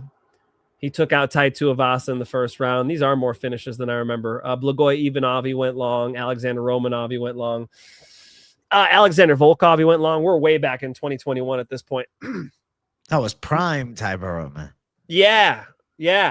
And if you look, he was not 260 pounds. This chubby Tybura, it's not a good thing. I think Rakic is going to have to prove to me that he can knock out heavyweights because Rakic likes to go to decisions anyway at light heavyweight. He's not a crazy one-punch KO artist. I am noticing what you're noticing, though, which is an athleticism difference between the two. Marcin Tybura, a little bit slappier of a puncher, big-ass head that he doesn't move super well. He doesn't use his lower body very well when he's boxing. He's just kind of throwing with his core. You can imagine Rakic coming in there and closing the show out, so I'm on a thimble as far as whether it's a knockout or decision. I'll pick Rakic decision. Rakic on the cards. If you did go that side, you're looking at a line of Rakic decision plus 160. Over 1.5 is minus 210. I don't know, maybe a little same game Rakic over 1.5 parlay, but then if he knocks him out in round 1, you're kicking yourself. So we'll see what's up as we get closer to fight day and we see the weigh-ins. It's like I think Rakic should be able to handle, but there is that worry that those 4 straight losses, and Rakic, I mean, it's not like he was always a journeyman.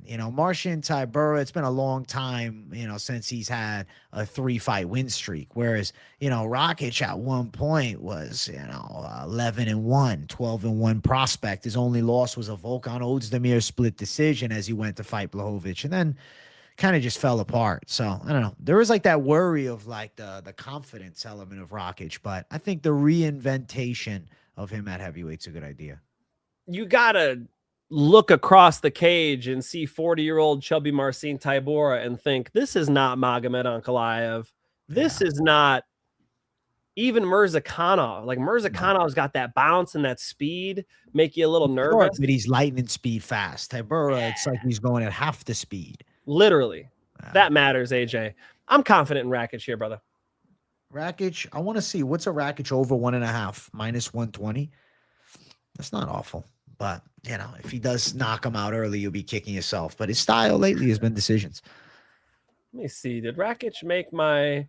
Yeah, he did. He did make my 5 most confident. Rakic. Rakic. Hey, Haru, thank you for 10 months of membership. Big J will pick flip to Navajo on the weigh-in show. Not even there. Don't spoil it. What?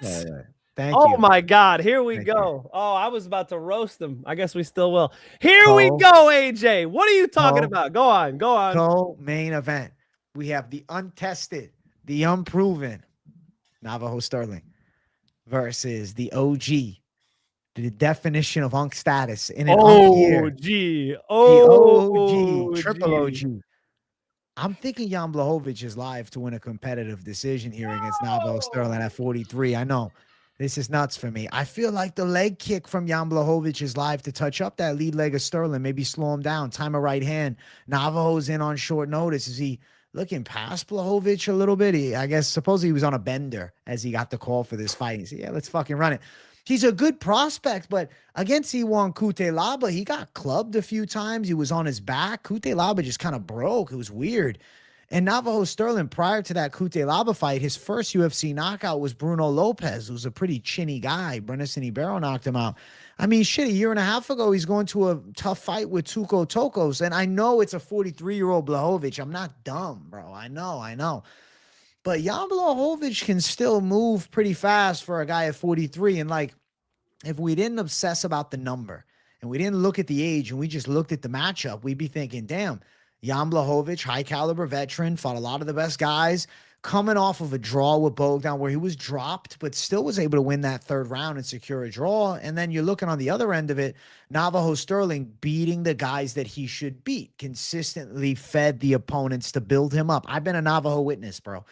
I was excited for him to fight Alonzo Menafield and finally find out what he's got at a high level. And now it's like, hey, we're going to give you a guy who at one time was very good. Looked okay last time.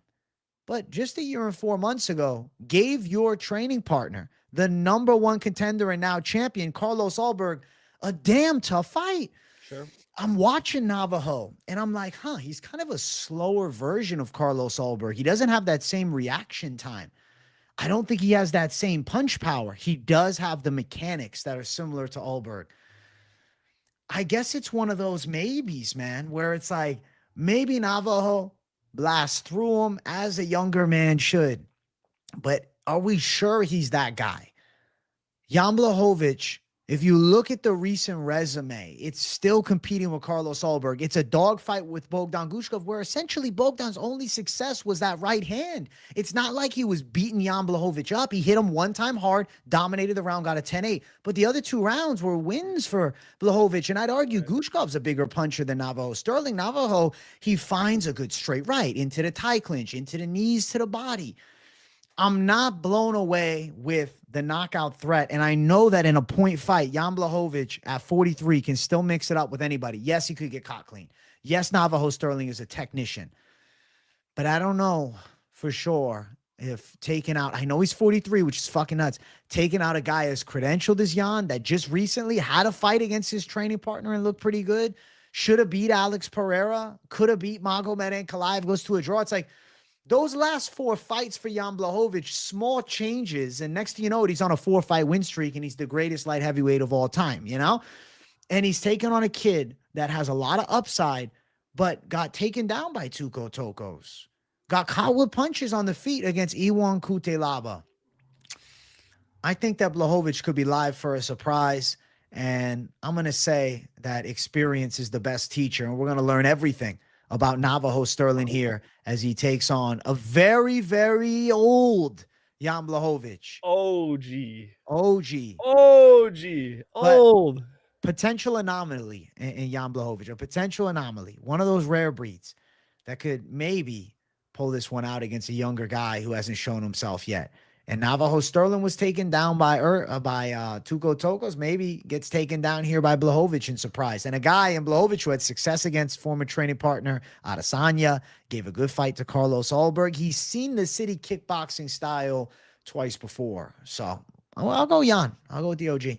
That is all true. And in 2019, 2020 and 2021, Jan Blachowicz was fantastic. He's got this high guard style where he blocks everything you throw nicely. He's got a jiu-jitsu black belt in his back pocket, so if Israel Adesanya wants to get froggy, he could just hit that takedown and pin Izzy on his shoulder blades for the rest of the round. He knows how to win rounds. He's a good kicker.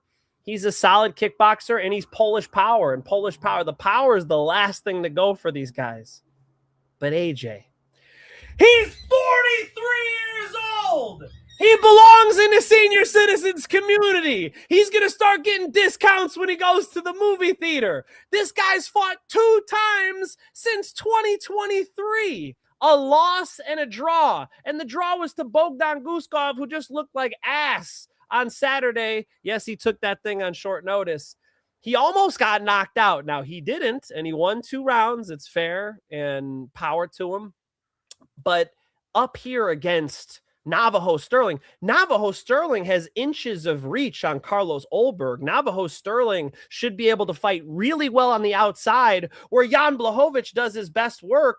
And everybody's been trying to take Navajo Sterling down. He's at a big frame. He's a big light heavyweight, 6'4", just like Carlos Olberg was. Now, Carlos Olberg went out there like he had nothing to win. He went out there and he just point fought. And listening to Navajo Sterling, I've heard him say both things. I've heard Navajo Sterling say, yeah, the way Jan and I fight, it's going to be a lot of feinting. Okay, so I guess we're going to get a boring decision. And then I've also heard him in a different interview go, no, this is a big opportunity for me. Finishing Jan Blachowicz is a really big deal, and he's going to want to go get it. I think that should be the mindset. Sterling should go out here and try to put Blachowicz away. People are going to credit Blachowicz's durability, as they should, but now that he's 43, look, he was very close to being finished. Very close.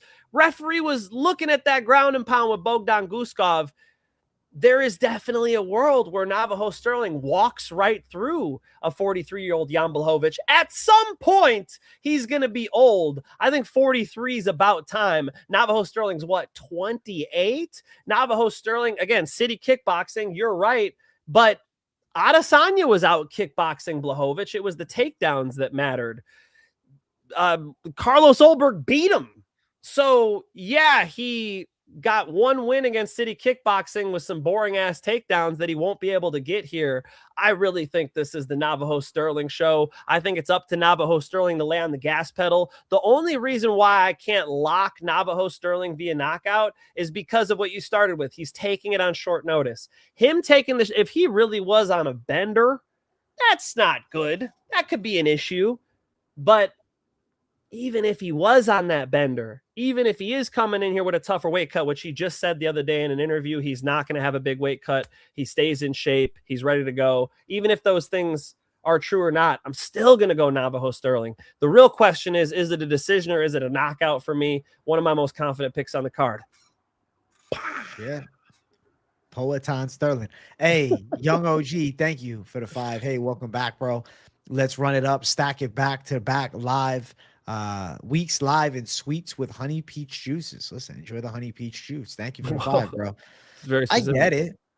I get the Sterling pick. Like, I get it. I get the Sterling faith. I've picked Sterling every time, but I don't know, man.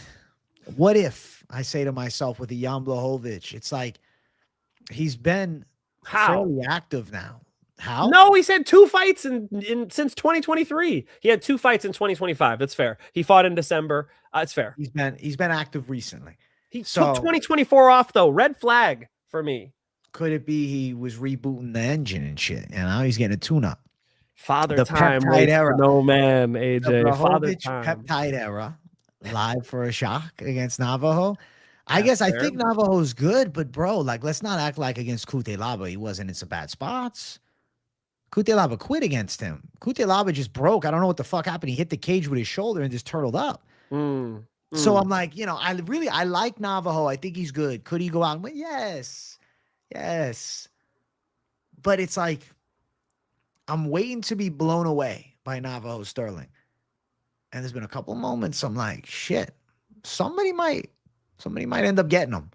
And I know it's a 43-year-old Blachowicz that's got a lot of miles. So is it possible he looks fucking old as they come and it's over and he gets knocked out? Yeah, for sure. But anomalies have existed, bro. Is there an example of a 43-year-old light heavyweight coming in against a 28-year-old on a big win streak and getting the dub? I can't even think of one. This is it. You think back to Randy Couture, but Randy Couture would wrestle people. Randy Couture was in his 40s. It was a different era of the UFC, to be fair.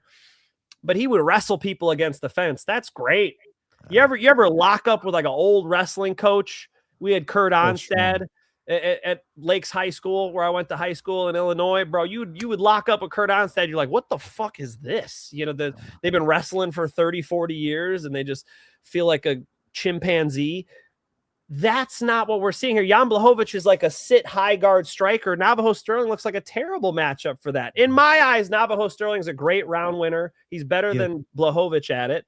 He doesn't get leg kicked very well. He's hard to take down. He's got tons of reach on Blachowicz, speed advantage. Blachowicz is in season. What about Navajo Sterling? Navajo Sterling's been rattling off W's inside the UFC. This looks like food to me. I can imagine a scenario where Navajo Sterling walks through Jan Blachowicz. Odds for the fight. It's easier for me to hype up the favorite, by the way. Give AJ some love. He's out here on the underdog, and he's got me just fucking dunking on him. You know what I mean? Remember that AJ's on the fucking dog. So if AJ's right, it's a way bigger deal than if I'm right. Sherm from Jackson, thank you for the 20. This is my gifted fight for this card. Sterling loses is 50 from me. Hey, W Sherm from Jackson. Thank you for the 50, bro. If Sterling loses, he's dropping 50 memberships. Right now, he's 1-0 with those. He had Saeed last week, who was a dog. This time, he's got the favorite. Minus 315, Navajo, plus 265 for the OG, Uncle Jan Blachowicz. I don't know, man. Something about the way Jan moves still. I'm watching his Instagram throw. I'm like, man, I feel like he still got it. I feel like he's a rare case. I feel like he's still got it, man.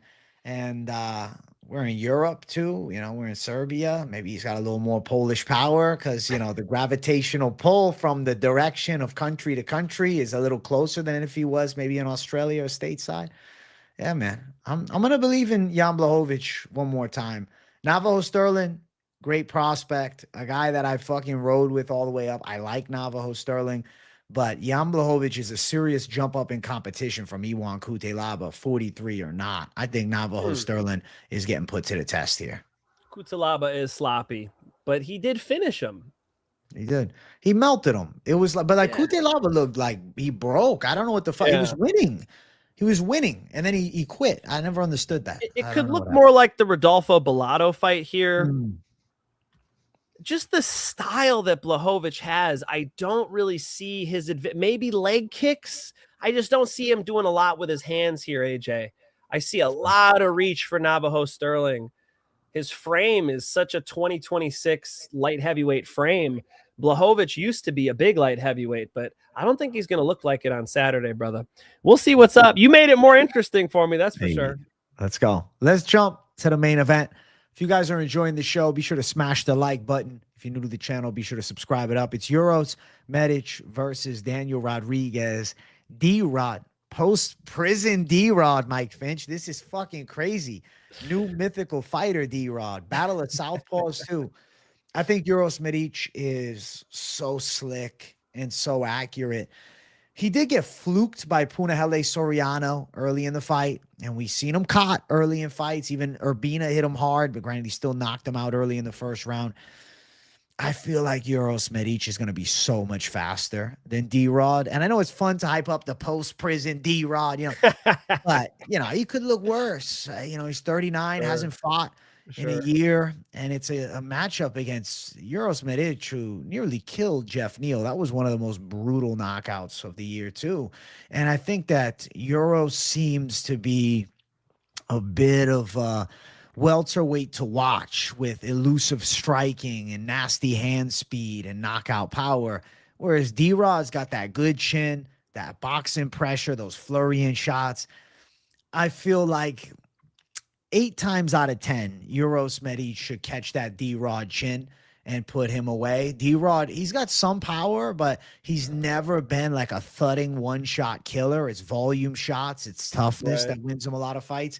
And I feel like to, you know, slime out a Uros Medic with a big wide punch, never impossible, but just doesn't seem probable. So I'm going to go with the side of Uros Medic to win. And I'm going to say he knocks D-Rod out. I feel like Medic could look lightning speed fast out there and end up even knocking Rodriguez out in the first round. I could see one of those, holy shit, Uros Medic look good type performances. And, you know, D-Rod had that wow, no way performance against Kevin Holland. I don't think that he replicates that in this matchup against a fast and accurate striker. Locked up, they won't let him out. Mexico won't let him out. He got locked up. Do you really think, just riddle me this, do you really think it was only an ounce of weed? It was probably a pound or two. I wonder. They locked him up for 8 months. This famous American UFC fighter for an ounce of weed when weed is decriminalized in Mexico. That's weird. He might have had a different charge they dropped, bro. Who did he get caught with? I don't know. I don't know. His story to Joe Rogan was, oh, we were having some drinks. I go, hey, told the boys, let's hit TJ. Joe's like, that's where you went wrong. That's always where you go wrong. It was Billy Barnes' bachelor party. Billy Barnes like, you want to go to Tijuana? I'm like, no, not particular. You know, there's nothing but trouble to get into. So he goes to Tijuana, and when he's crossing the border, either going there or going back, I forget, he gets locked up for having an ounce of weed, and they keep him in prison for 8 months. He has to like pay off security guards and the cartel. And I mean, you've heard the story. By the way, I'm not calling him a liar at all. I'm just wondering whether or not there's more to this story. That's all I'm really saying. I believe his testimony about paying the prison guard thousands of dollars and then paying the cartel to be able to get a TV and a PS4, PS5, or whatever he was saying he got. PS4. I'm still on my PS4, bro. I gotta let it go, bro. It's starting to crash out on me. I was on round 42, Call of Duty, Black Ops 3, Zombies. I was on the Der Eisendrache map. I was on round 42, and it crapped out on me. I'm like, no. It was like 3 hours of gameplay. Anyway, damn. Medic is fighting Rodriguez, Mike. Get together.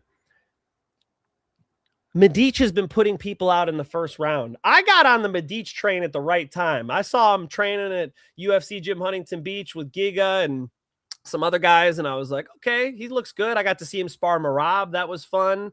And he's just been on a tear in the UFC. He put black boxer Jeff Neal out in the first round, Muslim Salikov in the first round, Gilbert Urbina in the first round. So I understand heading into this D-Rod fight why people are so high on him. I do understand that. I would just say that D-Rod has shown his toughness. D-Rod rocked me with the performance he had against Kevin Holland.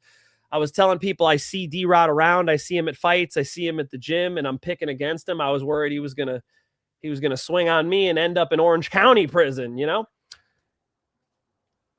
I think D-Rod might give him a bit of a fight, AJ. There is a pathway here for D-Rod to let his kicks go. He keeps his hands high. He does a pretty good job defensively boxing, staying in fights. He's durable. I could imagine this thing making it into the third or fourth round. But brother, Uros Medic has such a hand speed advantage. He's on fire right now. Mexican prison is not the best place to prepare for Uros Medic. I do think Uros Medic finds this finish over 25 minutes in his hometown, Belgrade, Serbia.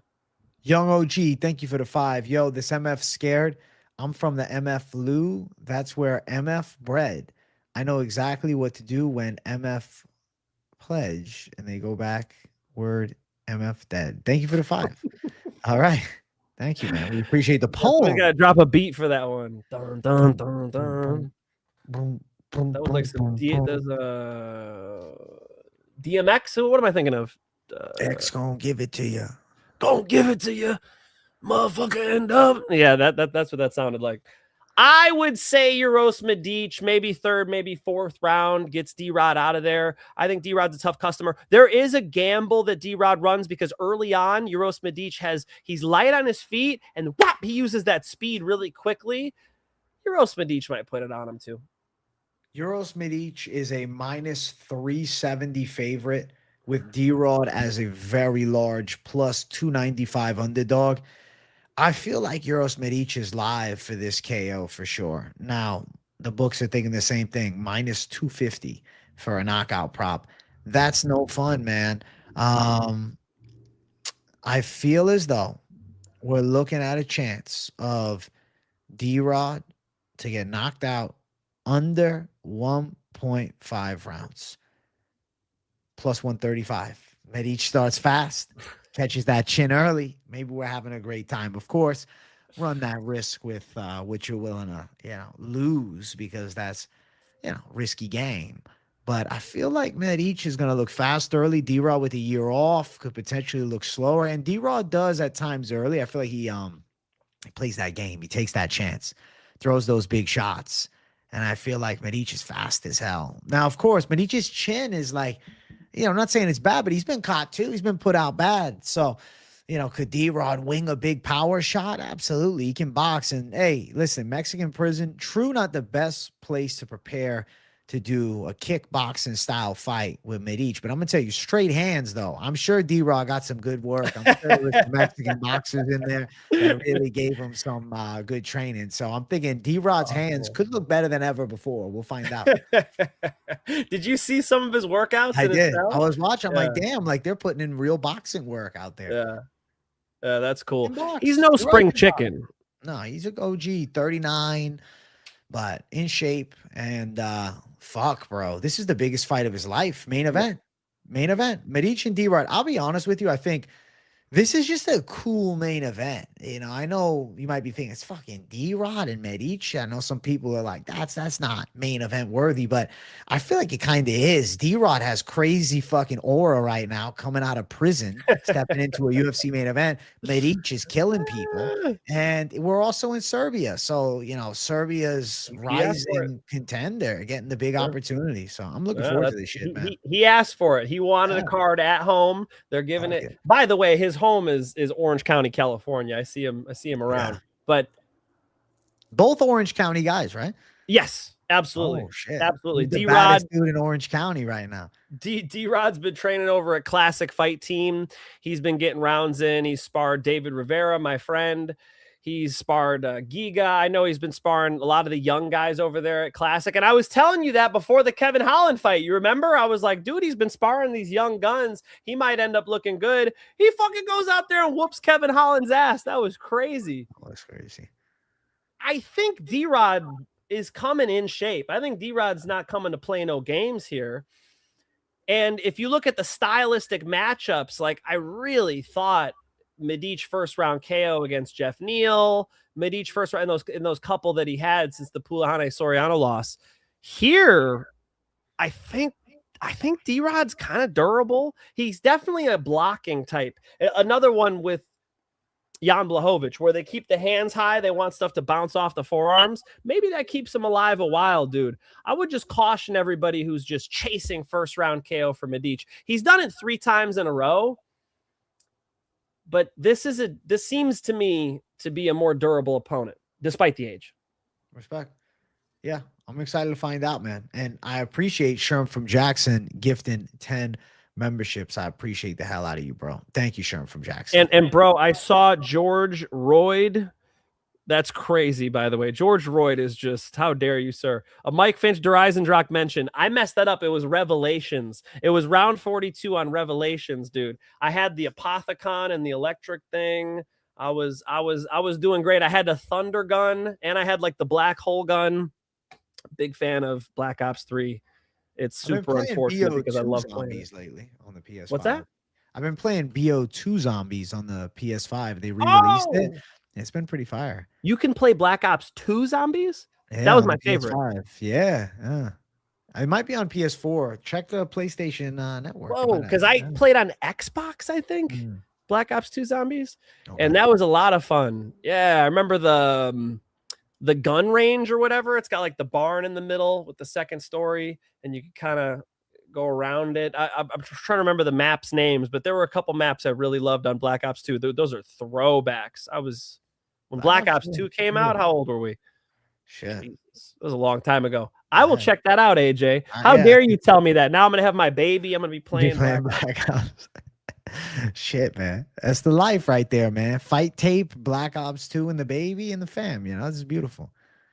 I see people saying it's on PS4. Guys, the PS4 is toast. By the way, fantastic machine. Sony, right? Sony? Yeah, Sony. Shout out to Sony. I have used and abused that thing for so long. I got it right when the PS4s came out. super excited, and it's still there to this day. So salute to the Sony PS4. Salute to the PS4, PS5. They got, the Pro now. I haven't played the Pro. I have just the regular one, but the price is not dropping. But they're supposed to be dropping PS6.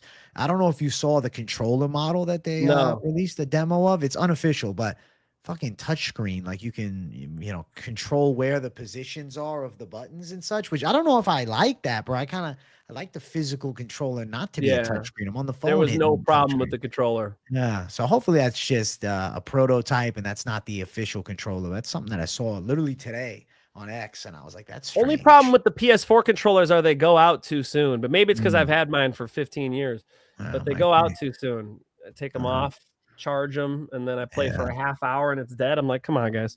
It's that PS4, man. PS5 time, Finch. I think so, brother. I think I deserve it, huh? You do. PS5 incoming. My birthday is September 4th. Whoever wants to send it to me, send it to UFC Jim Huntington Beach. I'll pick it up. Thank you. Go. Send Finch your PS5, chat. Listen, we're both going with each in the main event. We got to jump to everybody's favorite section, the parlays. All the competition that try to compete, stand back, watch the bomb drop. Parlay time. Open up your wallets and let's bet on some fist fights. Yeah, parlay time. I wanted to go Navajo Stirling, but after I heard that shit, I guess I can't. That's okay, AJ. No, that's all good. You know what we're going to do? We're going to put in Euros Medic. Euros Medic, obvious parlay piece. I know a lot of people are playing the first round line. I know a lot of people are looking at the inside the distances and trying to prop this thing up.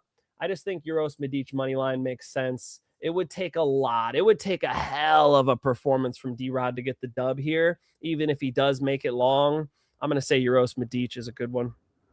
I'll go Jovan Leka early in the night. Big heavyweight prospect, getting the performance out. I think he should win. I think he's live to finish. And I feel like at -110, that's a pretty live 2-leg parlay. They feel like good picks. Euros Medic would have been a choice of mine as well. Yeah, Leka in the prelims is nice, man. And the odds are getting closer on that one. Are people really putting money on this 205er? I was watching his fights, man. Poppeck can strike. He's certainly good. And he's been getting as good a competition as you can in like octagon. But it's going to be way outsized here. It's a massive problem. That parlay hits, I believe. I think so too. Finch, man, I'm glad we got to run a proper money line day 2. Let's keep bringing the heat. I know you got full card picks dropping later this week, post weigh-in. No, today. Full right card now. picks, man. Right now, he's going to talk about it. The Finch man held the 4th down yesterday. I appreciate that, and I'm glad we got to reshoot. Yes. Come hang out. Mike Finch Show. I'm going to drop my full card picks. I know you guys just heard them, but come hang out. We can shoot the shit. You guys can talk to me. I always do a Q&A at the end. Full card picks going on right now. I hope to see you guys over there. Free channel. 5 bets in a row for free channel. Why are you not in free channel? Go to MikeFinchShow.com. Jump into free channel. I drop a free bet. Jesus. Every single Friday. And then we just swept everything. We swept most confident picks 3 weeks in a row. I swept the bets last week. So you guys could get into premium channel. That's where I give out my favorite bets. MikeFinchShow.com. And I'll see you guys in a few. If you guys are smart, you're keeping it here with AJ as well. He's dropping content every single day. It's always fun to drop into AJ's lives. When AJ is, anytime I'm watching the fights, I know for a fact AJ is live. That's nice, bro. Your consistency really matters. I think the people appreciate it. You guys always know where to go. Check in here at MMA Experts. Hey, W to Finch, man. And W Sherm from Jackson closing the show out with a generous 20. We appreciate you. Glad we got a full money line W, y'all. Thank you, W Sherm. to you, bro. We appreciate Thank you, it. Sherm. Sherm's been cashing bets or something, bro. Sherm's been man. very generous. Thank you, man. brother. Listen, guys, I'm also going to be doing PFL picks. I'll be live for PFL this Friday, so lots of content coming. Of course, I'll be live in the morning for the UFC Belgrade card. So this is a stacked week of content. I'll have the betting show out tomorrow, this week's Best MMA Bets. And yeah, guys, keep your eyes locked into the channel, man. We'll have PFL picks out Thursday. Probably will end up doing a post-weigh-in recap show style PFL breakdown, which I think is a lot of fun. And yeah, man, Propaholics, you know the drill. Check out the Finch Man again. He's going to be live right after this. We love you, Savages. Thank you guys for the support. And listen, we'll talk to you guys all week long. All right. See you guys later. Good night, everybody, and peace out.